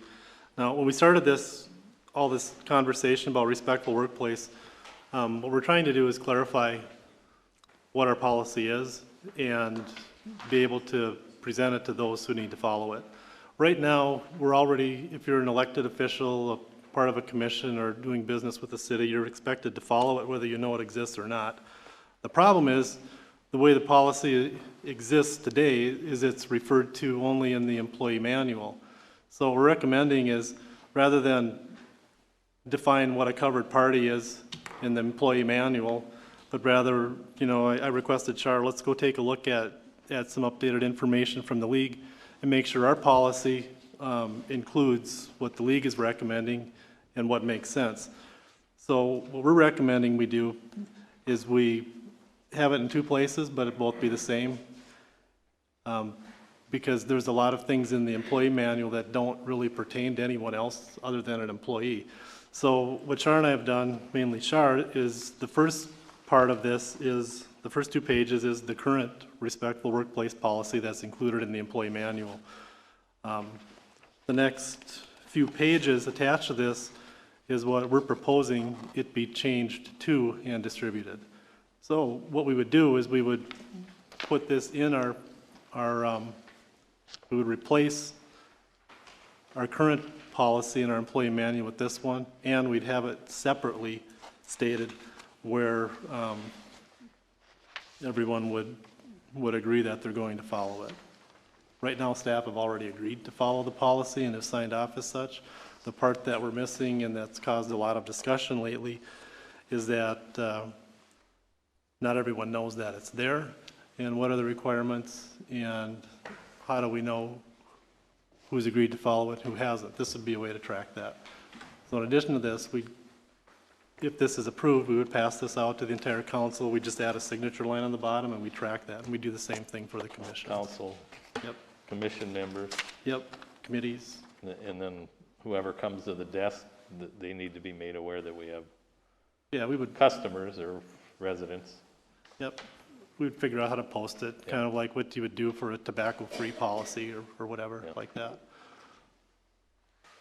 So you can either approve this tonight, or you can noodle on it for a little bit, but this is what we're recommending.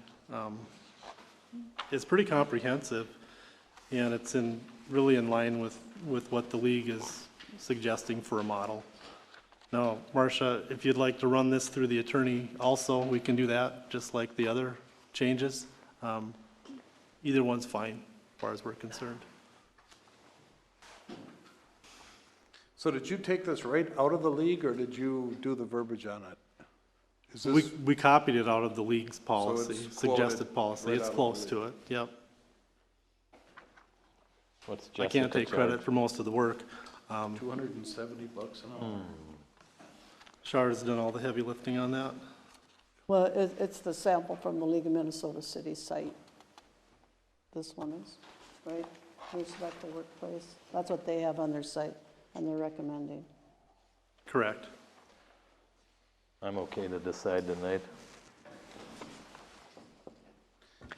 I recommend that we go ahead and use it, Mike, as you suggested, putting it in the handbook and also making it available to others as needed, and make sure that everyone knows it exists and it's available. Is that your motion? That's a motion. I'll second it. Okay, we got a motion and a second. Any other discussion on it? This is to adopt the new one? To adopt this one. Yeah, the new one, yeah. I guess what I like about this one, compared to what we have, is this really gives you a clear process to do something when these issues arise, or if and when they do arise. So, quite a bit longer than what we've had in the past, but pretty comprehensive. So, if you want more time to look at it, that's fine too. Oh, you had a motion and a second? Motion and a second. Any other discussion? Are you pulling it out of the employee handbook then? Yes, we would. Standalone? It would be in both places. We want the employee handbook to refer to employees, and because right now it's a little ambiguous because it refers to, the employee handbook refers to non-employees in respect to this policy. So we felt it would be better to have it Separated. as a standalone and in the employee, and as part of the employee manual. If I could have just one comment on the motion, it should be that we void the prior, the current. No, we void the first one and we replace it with the new one.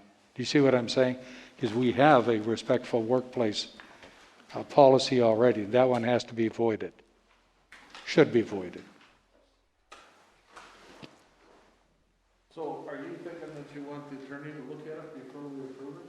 No, I never said that. Oh, okay. No. You were asking a couple questions, so you done? Done? Motion and a second, all in favor? Aye. Aye. Opposed? Motion carries. All right, thank you. We'll get this out to you. The next item, we're gonna talk a little bit about social media and how we keep track of those records. It's kind of a two-part item. One is social media policy. We have some, we don't have others. But the second part of this is how do we make sure that the things that we need to be aware of on social media we're preserving correctly. So I'd either ask Eric or TJ to talk a little bit about that, if you're willing to do that. Or both. I'm going to pull seniority here and tell TJ to do it. All right. So I'll pull seniority too and ask you to participate. All right?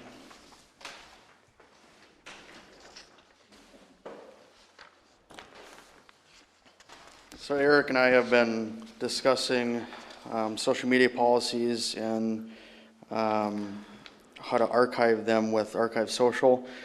We had 3 meetings with this gentleman from Archive Social, and they talked about kind of the public records that cities have under their social media. We don't have a policy, which is what we're going to try to get approved tonight yet, but just to kind of give a big scope of things, if I were to post on Facebook on behalf of the Cross Lake Community Center and somebody were to comment on that post, we are in charge of archiving those comments because it is public records.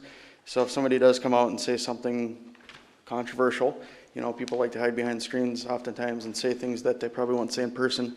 If they comment that and there's a thread with 12 other comments and that individual deletes that first comment thread, all of those 12 additional comments are wiped off, and those people who responded to that comment came in and said, we would like to see what was said because we would like to file a suit, or we'd like to have some discussions with that person, and we don't have those records, we would have issues. Why would we allow comments on our social media pages?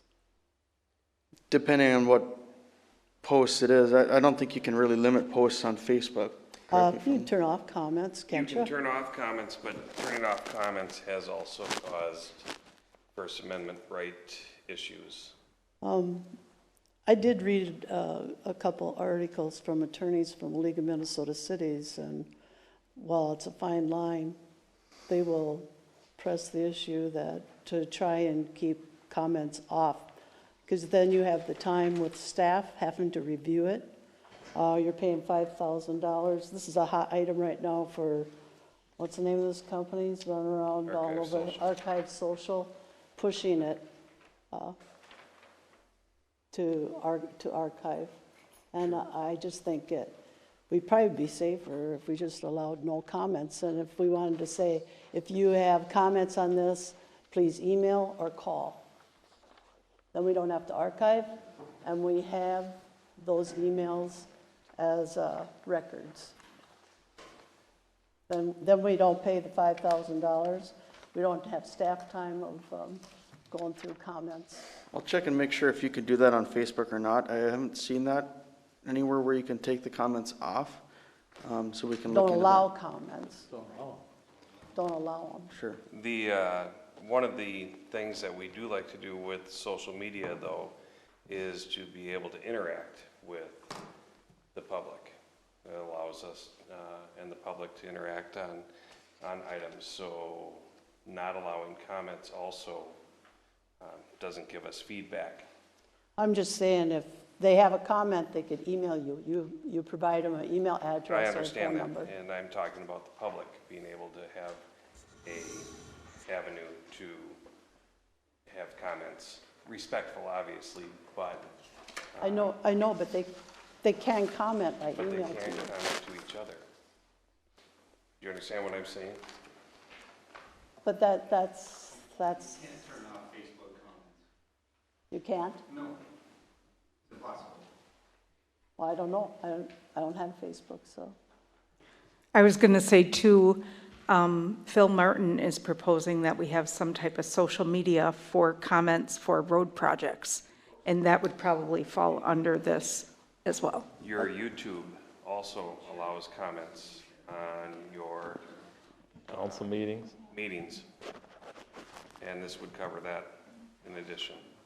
Well, those are, the YouTube videos are archived, aren't they? I mean, you can go on there and find them. But if you remove the comment because it's distasteful. But they can go on and, oh, you mean if you remove it? Right. I just think we should stay away from comments if we can, because that's what we get in trouble. Yeah, I mean, if Facebook, if we can't, I know the next possible option from the council would be just not to post on Facebook, but we have that seasonal position open right now. 90% of the candidates have found that position via Facebook. I know that when Eric had a post looking for public help about the campaign, he was able to get some feedback from the public there, because you don't always get feedback from the paper. I mean, or if you leave an email, likely they won't go to the email address and type a whole email out. They would just comment directly on that platform. So it has been beneficial to have that ability to connect to the community right from Facebook. But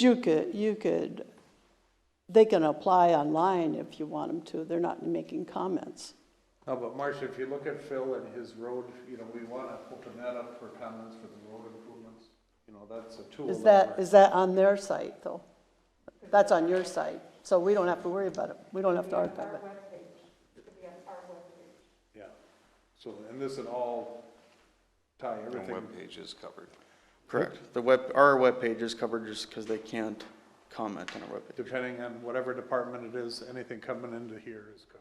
I think we're just going to have to do it. So the settlements have been $10,000 to $30,000. So this is $5,000 a year. Is that what it costs to have that server? Yeah. Have you checked with the league on their stance on it, on the social media? Coming right from the league, it archiving? says, creates the presumption that state and local government records are accessible to the public, which if we have a post on Facebook and somebody deletes their comment thread, we do not have that available to the public. So Archive Social, every time there's somebody comments in our post, they archive that comment, so anytime they alter it, edit it, delete it, we can go back, contact them and say, hey, we need this thread, because people are coming in at City Hall saying, so-and-so said this, then we can have 5 minutes and we can provide that information to them. But who's going to monitor it for obscene, indecent, or profane language? Are we going to have staff monitoring it? We every would day? check into our posts. We get notifications on our Facebook pages. If anything is causing any issues, we could just comment back to them and say, hey, could you please be respectful, and it continues to happen, then we would address that situation with that person. But we could still archive those comments. And if there is something that is inappropriate, we can delete that, and it's still archived. So we have it, we can show that it goes along with our policy, that it was inappropriate, and that's why we deleted it, but we still have it, and we can stop. I'm just, as long as, I think you should contact the league and see what they have to say, because on the site, they're saying that this company is going around and trying to calling city clerks or administrators or whatever, and saying that they have to do this archiving.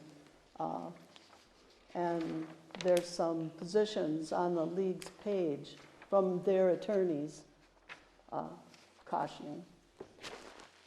they're not saying who you should get or anything else, but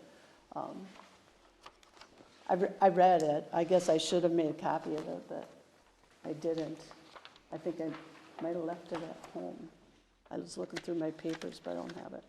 But all I'm saying is if you would contact the league and find out what their stance are, or what's their position on it. Yeah, we before could. we jump into it and are in If- it and we can't get out. So if they come back and they say, okay, it is our duty to make sure we have those records accessible to the public, and if we don't want to go down this route with Archive Social, then staff would have to monitor that post daily, hourly, and make sure that if any comment is made, we screenshot, print it, and put it in a file. Well, we can't So do that's, that. right, and that's We kind can't of. do that. And is Archive Social the only one that provides that service? One of we looked at them because they're the biggest ones that deal with the federal government and some of the other local governments down in Minneapolis. They go through them too. I don't think we have a choice, Marcia. It's the day and age we live in. So how often are they gonna take a snapshot of what's there? As soon as it's posted. Yep. Because 2 seconds after, if they Up to want the to, minute. if this individual, They aren't like doing a backup at night, one time? no. No. They This gotta do is it on. real time. Yikes. You'll likely see somebody post something and they'll get a comment back 2 minutes later and they'll edit it because they don't want to look, like the bad guy. So then they edit it and that comment is now inaccurate to that original comment, if that makes sense. So that all has to be archived. So then you're doing it. Essentially, if we didn't have the, You're doing it. if we didn't have the Archive Social. Oh. Archive So Social, their whole database They- takes care of it all. We don't have to do any monitoring of our posts They're or covering it anything. in real time. I'm not against it. I'm just saying that it would be good if we checked with the league on their opinion on it. Is there a rush? Can you do that? Come I back guess we next just month? won't post Yeah, we anything won't post anything. for the next month, maybe to avoid it. But Maybe I check mean- with them. And then we just passed this policy on respectful workplace, yeah, can we We're trying to approve? get the good news, road stuff, and then I guess we don't can. want the bad, but the bad's gonna come. I think we gotta authorize them You to know? do the best they can. Right. Look into it, make sure what you're doing is the right thing to do, and then do it. Okay. Yeah, I'm not This saying policy it's. does I'm not state saying that it's wrong. Archive Social does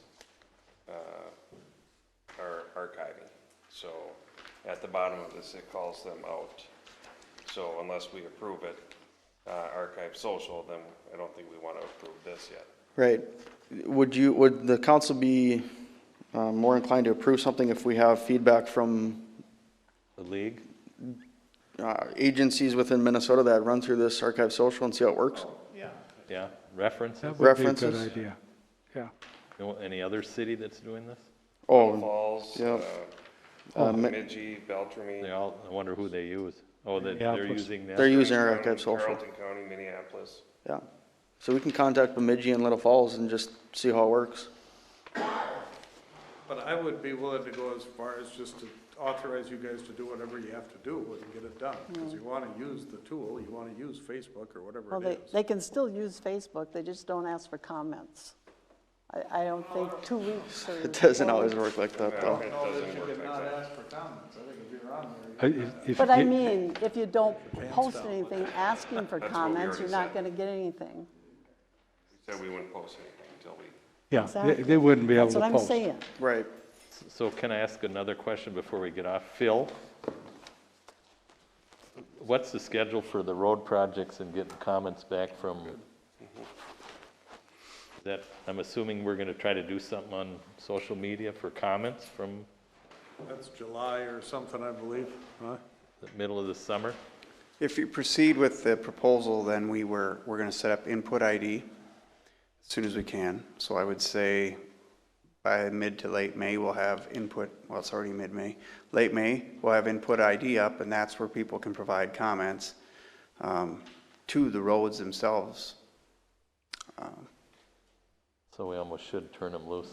So are they gonna But I don't know that comment that- on your page? Are they going to be Or is that directed to coming your through the page? city? It'll comment on our page, Right, and everyone will be able to access our page that we set up. right. But did you listen to But then what our they? people will come through and if somebody does something stupid makes a stupid comment, they'll take it off. You will. Yep. We No. It's two their different page. things. But if somebody pops on and sees it before we can take it off, they're gonna see it. I mean, it's, All right, The world we live in. we have kids, so. Yeah. okay, thanks, yeah. So do you need a motion or something, or what do we got to do with this? Well, I'll make a motion that we table it till next meeting and have it on the agenda for next meeting for consideration. Okay. And would you like references? Yeah, it'd be nice to have another quote too, when we're doing this. Okay, so do we have a second on that motion? Second. Aaron seconds it. Any other discussion? I don't know what the urgency of it is. The only thing I'd change on that motion, Marcia, is if it is urgent and you want to get it going, Special meeting it. well, special meeting, or just authorize them to use their judgment and just do the best thing, you know? So, no? You don't want to do that? No. Well, I don't think it's urgent. Okay. I just So think we got a that- motion. That's only 4 weeks that you don't ask for a comment on Facebook and you're out there. Well, no, it's not that you don't ask comment, Marcia. Well- You don't put it on. They can't put it on because people can comment, and that's the problem. Regardless If you say you're going to have a pickleball tournament on, and then people comment on that? people could comment anything they would like. And they can delete it, and you won't have it. See, he's not capturing Okay. everything. So they can't put it on. Facebook, Yeah. the difference. Yeah. Do you have I any don't teenage know. kids or anything? Don't you know that? Yes, I do. I've got Are we grandchildren. gonna change that the are- motion? Well, No, I'm not going to change it. You can deny it. I don't care. yeah, we could let it die or whatever. Then Okay, somebody else so we can got a make the motion and a motion. second. All in favor, say aye. Aye. All opposed? Aye. All right, I'm gonna make a motion that we just authorize the guys to do the best deal for them. I I'll second that. Do what they gotta do. Okay, that's a motion. Do we have a second? Got a second? All in favor? Aye. Aye. Opposed? Motion carries. Okay.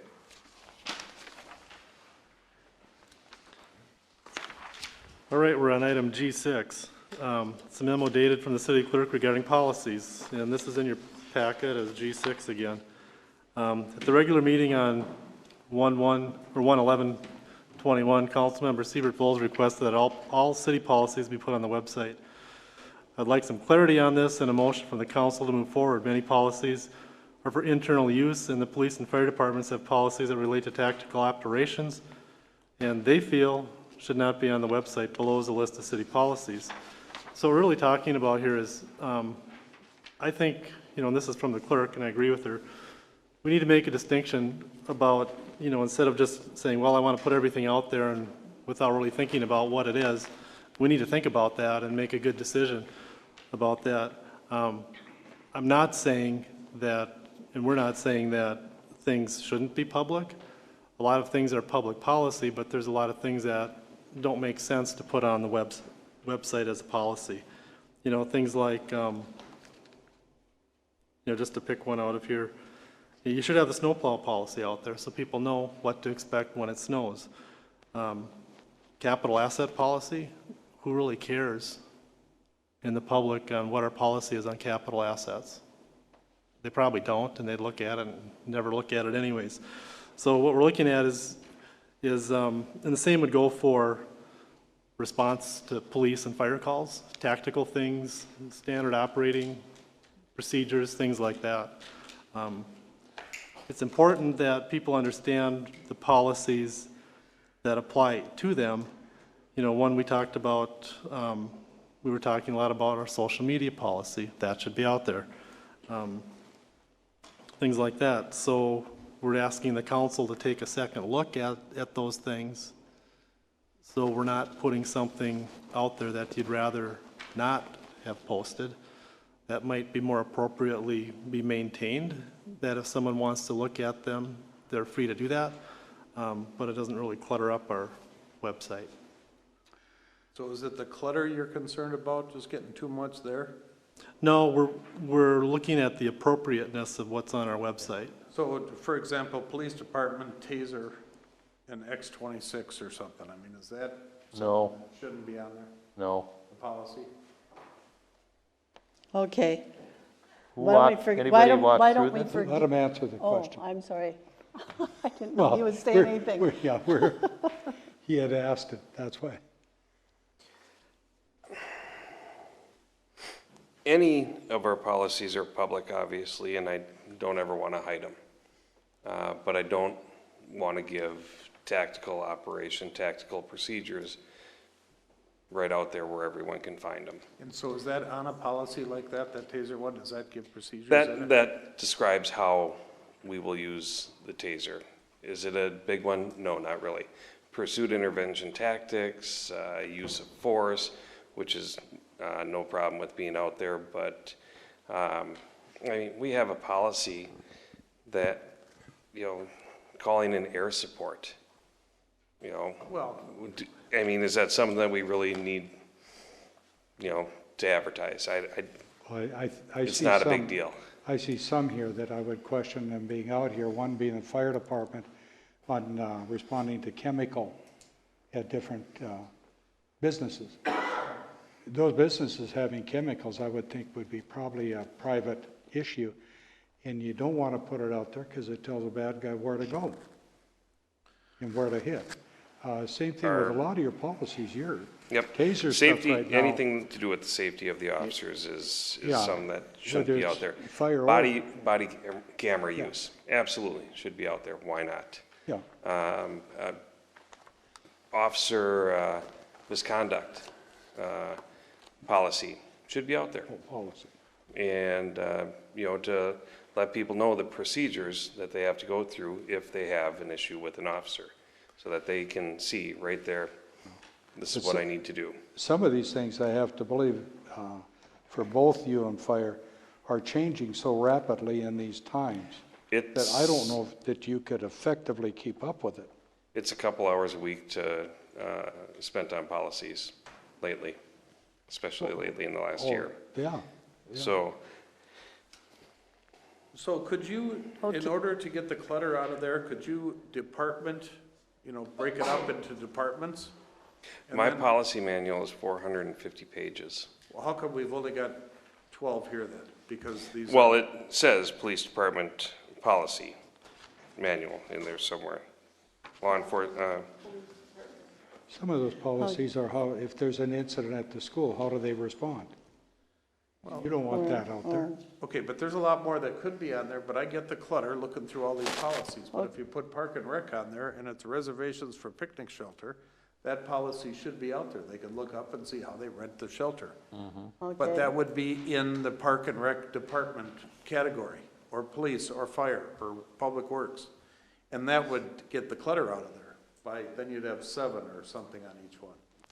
So maybe you could just do that and put on there what you're comfortable with. And if there's some here, then we could talk about them, but Can I take it back?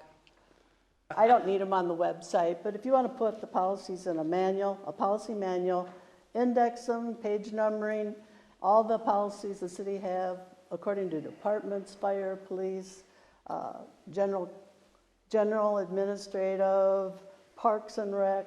I mean, if you just put a policy manual together, you don't have to put them on the website, would be just that we know we have that policy. And I think that's what we're looking for, is that this type of discussion to handle. A lot of these make sense to put on the website, like I mentioned before, the snowplow policy. How do I rent the pavilion? What's the policy for using the gym? Things like that. People want to know that, so they understand how to behave. Those kind of things make sense. But there's other things those should be posted on the website, in my opinion. But things like Eric talked about, and like that, are public, but there's a better place to store those, is what we're saying. So what I'm hearing you say is come back and tell us which ones that make sense to be out there and which ones don't, but have them all in one place at City Hall, so if someone wants to look at it, if there's one out there, if there's a policy that's not posted, they can still come and look at it, right? You want to post a policy that's beneficial to the public. Right. And posting all the police department policies isn't beneficial to the public. They can come in and look at them, but why do we need to tell them about tasers and guns? And so I would just, I mean, you know better than we know what you want out there to make the process quicker and smoother. So can we just have a policy manual? Includes the policies?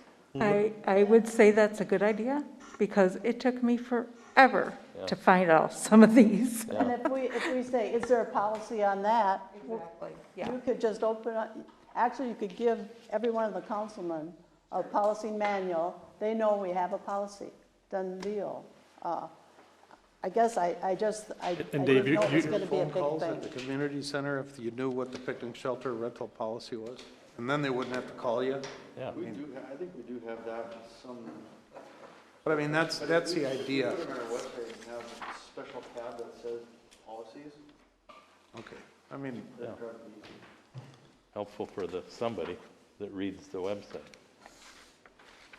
Anything to cut back on phone calls. If it makes your life simpler, put it on there. If it doesn't, don't. Does that make It's sense? so you don't have to change it all the time. So do we Yes, need, that's a motion. do we need a motion to have them put together a policy manual? it's a recommendation, huh? I mean, just, you get it? I would just write a list of the policies if you want to go find one. If you make a manual, then every time they make a change, you got to go and update the manual. And if there's 500 policies in the police department, Well, I'm not saying like we would want the 500 policies in the police department. You could just say, you have a police list. department policies, see police chief, if Right. you want to view them, There you go. whatever. Yep. Yep. But the other policies are, I'm sure, are not 400 pages that they could be put in a manual. No, but it takes somebody to update them all the time. That's, Well, hopefully, we're not always updating our policies, but if we do, then we should have that update. It's just a, Well, he doesn't have a It's a common choice, sense and I don't think Chip does either. As things are changing, you have to change with it, and you got to do it today. And you have to maintain your old copy, because if they're coming back on a specific date, you have to have the policy that addresses that date. And that's a logistical nightmare. but you can just say you have that policy, see the Well, fire but chief, whatever. it's a lot more complicated than that. Well, if they change the policy, then Yeah. you're going to be looking at that change. No, you may want a change that was 4 changes ago, because there's legal No, I'm action saying, involved. don't put that policy in there if it's changing all the time, for the fire and the police. Just say, those policies are available for view. Okay. I guess I would encourage any of you, if you have a question on the policy or what is it, or you want to look at something, just let us know, and we'll be happy to provide it to you. I mean, it's really easy to do. Let's move on. All right. Amen. Honestly. All right, well, good news. Item 7 was an addition tonight, and on May 7th, we got our pay equity report notice of compliance. So what is pay equity?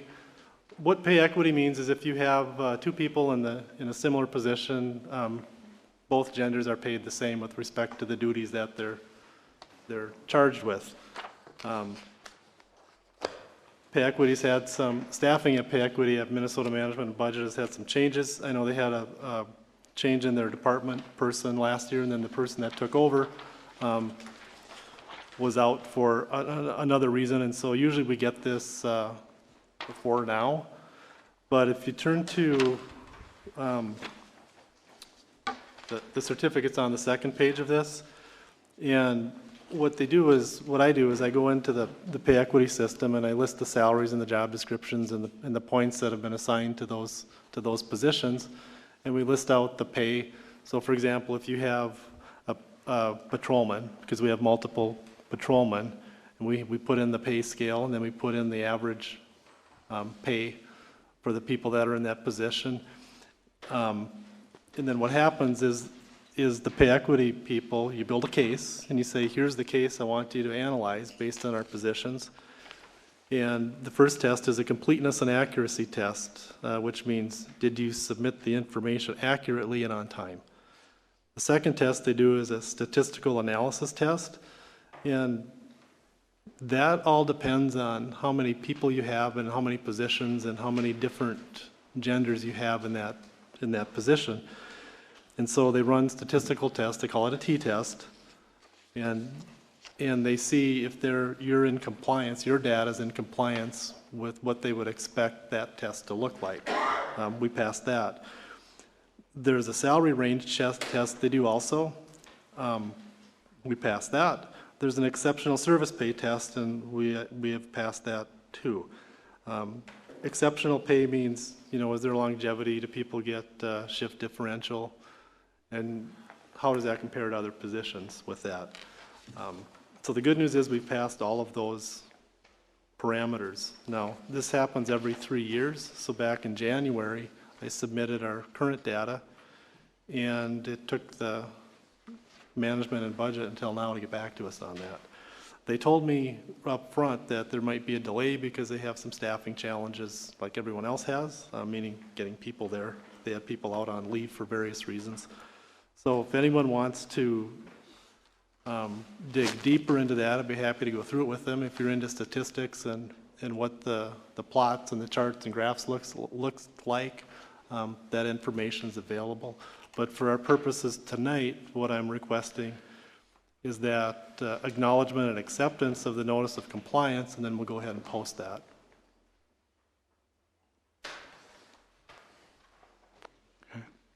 Okay. We need a motion for that. I so move we accept the report as submitted to us. I second it. Okay, any discussion? All in favor? Aye. Aye. Opposed? Carries.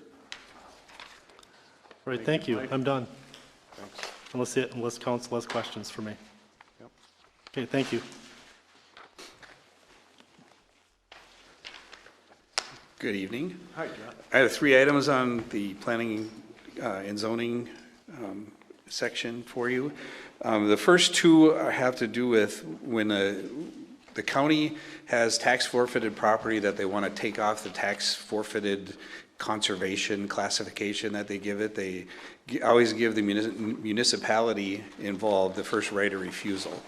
So we have 2 pieces of property. The first one here, this is Ginseng Patch Road out on the end of Anchor Point. And there's this little triangle of land right here that is actually 0.01 acres. And it is right on the road right away. This item we would, since we have the first right of refusal and this is right alongside a road right away, staff is requesting that the council have a motion and pass that. We want to purchase this piece of tax forfeited for the road right away. It's $200.65. I make that motion. All right. I second that motion. Any discussion? All in favor? Aye. Aye. Opposed? Motion carries. All right. The second item is another one of these, and this one is 0.03 acres, and this is right across from the Legion. If you see right here, this is that garage that the roof caved in. They haven't fixed yet. So that's where it's at, right across from the American Legion. It's this little tiny piece of property right here. And this one, we were asking that they change it to a non-conservation so they can sell it to the immediately adjacent landowner. So this guy right here actually has his dock on that piece of property. He'll get a letter from the county and say, do you want to purchase this? It'll be a similar price to what we want to pay for that other one. And that would give him actually a piece of shore that his dock is on. And we don't have any interest in it. Correct. We have no interest. So I make a motion, we accept that as proposed. I'll second that. Any discussion? All in favor? Aye. Aye. Motion carries. And then the last item that I have is H1C, and Planning and Zoning Office, we need 2 new computers. We've done some research on what we need to have. We run some pretty hard, some software that's pretty hard on computers that it's a little bit more than you normally get. We're asking for additional RAM and monitors so that we can actually see what we're doing. It would be one for the front desk and another one for Cheryl, the planning zoner coordinator. And the 2 computers together is $3,954.48. And that is in our budget. We had that budgeted, and we just would like to spend the money and purchase those 2 computers. Make a motion that you purchase those computers. I'll second it. All right, any discussion? It's 2 computers and 4 monitors, right? Correct. Most of the monitors that we have are not compatible with the new computers. Yeah, we did look into reusing the monitors we have. Right now, we have mismatched monitors, and we would need to upgrade video cards and cabling to make the existing monitors work, and by the time you do that, you're better off to get new ones. Yeah, it costs more to upgrade than it does to just buy new So ones. what do you do with the old computers? The old computers get recycled at the end of their life. We have one, in fact, my old desktop, we're going to use that to run the TV and or Chip, if he would like it, we would give it to him. Or give them to the school or something? We can give them to another government agency, but for all practical purposes, by the time we're done with them, they're done. But you destroy the hard drive if they're done, right? Yeah, they're wiped clean and destroyed and recycled. Chip, if you want that computer, okay. The one I have is no better than the one you have right now. You So might wanna take I would one of recommend ours. you get an upgraded one. This one is still able to run what we need it to do on a limited basis. Yeah. Oh, I didn't know. Okay, all in favor? Aye. Aye. Opposed? Motion carries. Thank you, that's all I have. We're getting rummy up here. We can't remember if we did it or not. I don't know. Mr. Mayor, I've been going since 3 o'clock this morning, so I'm getting there too. Let's get through this. You're probably already there. The Public Works Commission voted unanimously to recommend the City Council approve of the attached proposal for professional engineering services for the delayed 2021 road improvements at estimated $58,800. Do you want to make any comments or? Okay. The only question I have, Phil, is have you been able to get any information from WSN on the previous work? I have made the request, a formal request. I sent an email last week. I have not received anything back. I'll follow through with that this week. Okay. And there's significant work previously done, correct? You don't know it because you haven't seen it. That's what we're trying to find out. Well, hopefully follow up on that. I'm going to follow through with it tomorrow. Thank you. And you'll adjust this accordingly or whatever if you get it. Right. Okay, do we have a motion to approve that?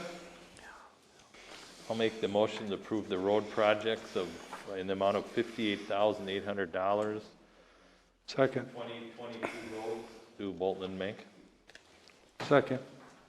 Okay, we got a motion and a second. Any other comments? All in favor? Aye. Aye. Opposed, motion carries. Thank you. Last thing I have here is the purchase of some equipment. The Public Works Commission voted unanimously to recommend the City Council purchase proposed capital equipment for Public Works Department as listed below, totaling $65,000. The Commission also recommended the Council approve the striping project at an estimate cost of $25,000. What we're looking at is a Falcon 2-ton hot box asphalt and recycling for $34,000.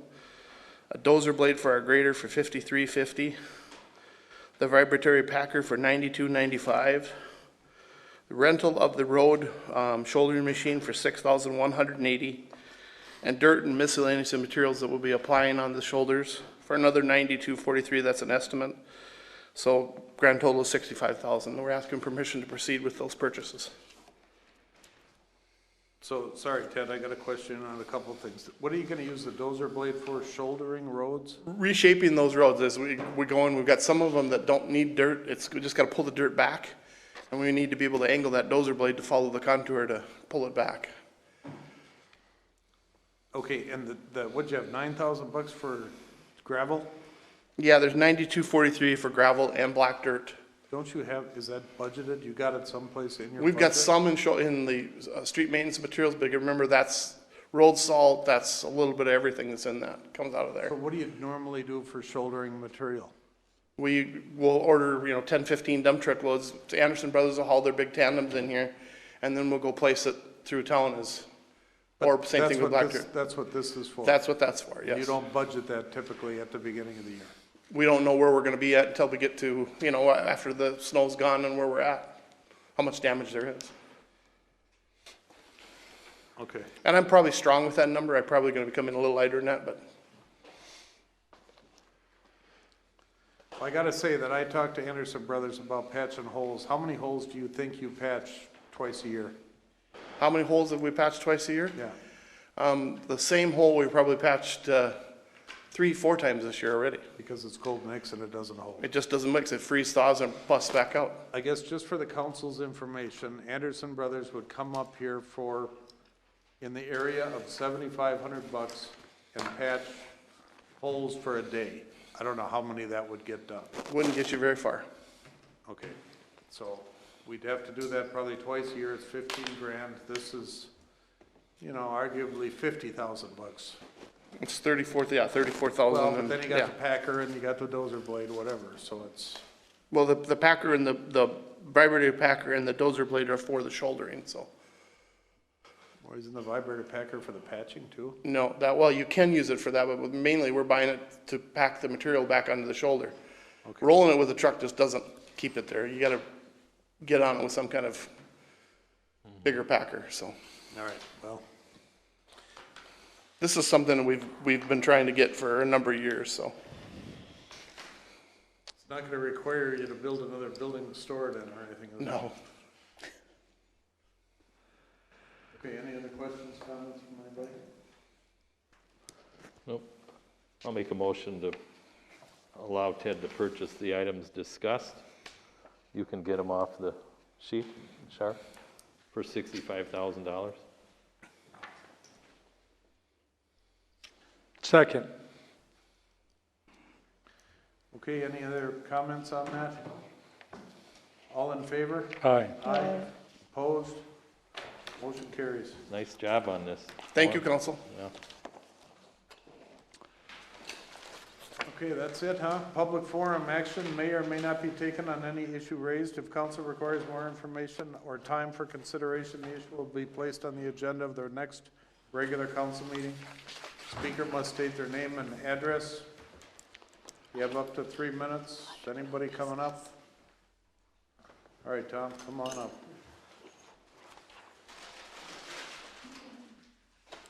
Tom Swenson again, and I'll apologize at the beginning. I feel like an idiot for what I'm going to say, but I'm going to say it anyway.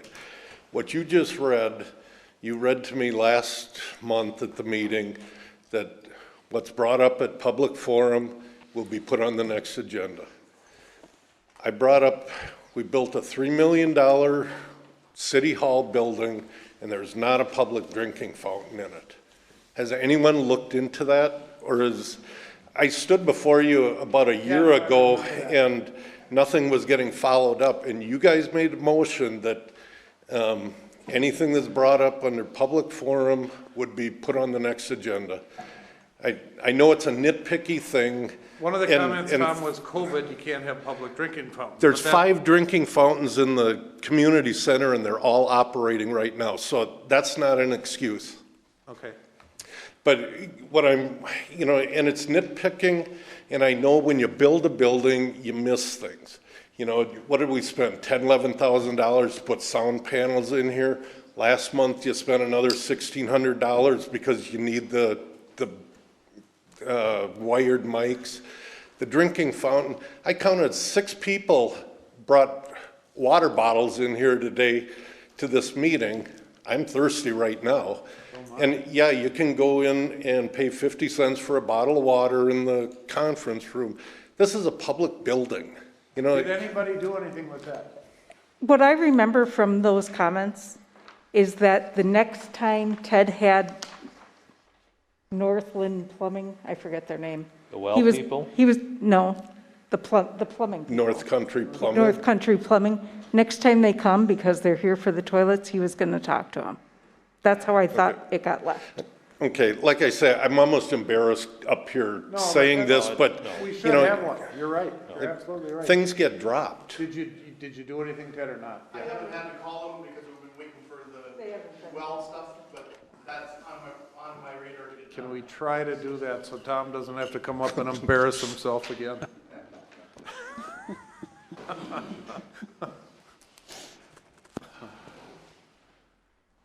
All right, anybody else? City attorney is gone. Any new business? Yes. Okay. Chip, have you put up for sale that old fire truck where the ladder replaced?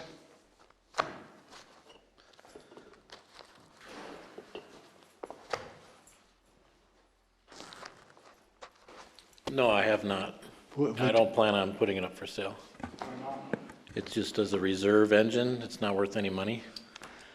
But for us to keep a Chip, it's going to cost us certifications. Anything goes wrong, we got to repair it. We have to insure it, maintain it, and so forth. Okay, if you want me to try to sell it, I can do If you get that. $5,000 for it, get it out the door. That's my opinion. Okay? Yeah, I'd like to know what it's worth anyway. I mean, not worth anything is kind of a bold statement. It's a nice looking truck. Yeah. I'll make a Okay, motion that we declare it surplus property. You're pretty packed tight in that building anyway. You could probably use a little shoulder room. Well, the ladder truck replaced that engine. That was a replacement. Yeah, but it's all in storage, is what he's saying. Well, Yeah. no, it's not replacement. You want to keep it. You don't want to get rid of it. I want to keep it. Yeah. I know, that's what I'm saying, is that we purchased the ladder truck to replace engine too. That's There what I shouldn't be thought. a problem with declaring it surplus property. So I'll make that motion that we declare engine to surplus property. Second. Despite the fact that he wants to keep it? Despite, because all it's going to do is cost us money. How much? Well, Don't even know. you've got to have certifications, you got to, if anything breaks down, Lord knows what that's going to cost, hoses, on It and gets on. pump tested every year, correct. Yeah. So, But it's also a lot of points as a reserve engine. And if something breaks down, we have a second engine. well, you already have two engines. How many? Right, How but at many a structure does? fire, you need two engines on How many site. does a city of 2,500 people need? Our city isn't 2,500. Well, I understand that. What I'm saying And is, how big are our buildings? So they're pretty big, so you do need as much water as we have. So if you take away another engine that carries 1,000 gallons, now we're dropping our response gallons as well. I think it's excess and it needs to go. And it's up to the council. Right. Okay. All right, so that's a motion and a second, Marcia. Any other conversation? All in favor? Aye. Opposed? Opposed? Motion carries, 3-2. Okay, I guess, Phil, one little thing is, before you miss this part of it, but the Water Quality Group brought in a proposal for engineering to do something, and I just want you to look forward to getting a call on that. Because I don't know if we tabled it or denied it, but the question was gonna be asked to you if you have interest in doing it, so. I don't know, Patty, you want to say something to it now? No, I think this would be a conversation with staff and Phil. Thank you. Okay. Okay, other than that, I think we're done. Anybody want to make that motion? I'll make the motion to adjourn. Second. All in favor? Aye. Aye. Thank you all for coming.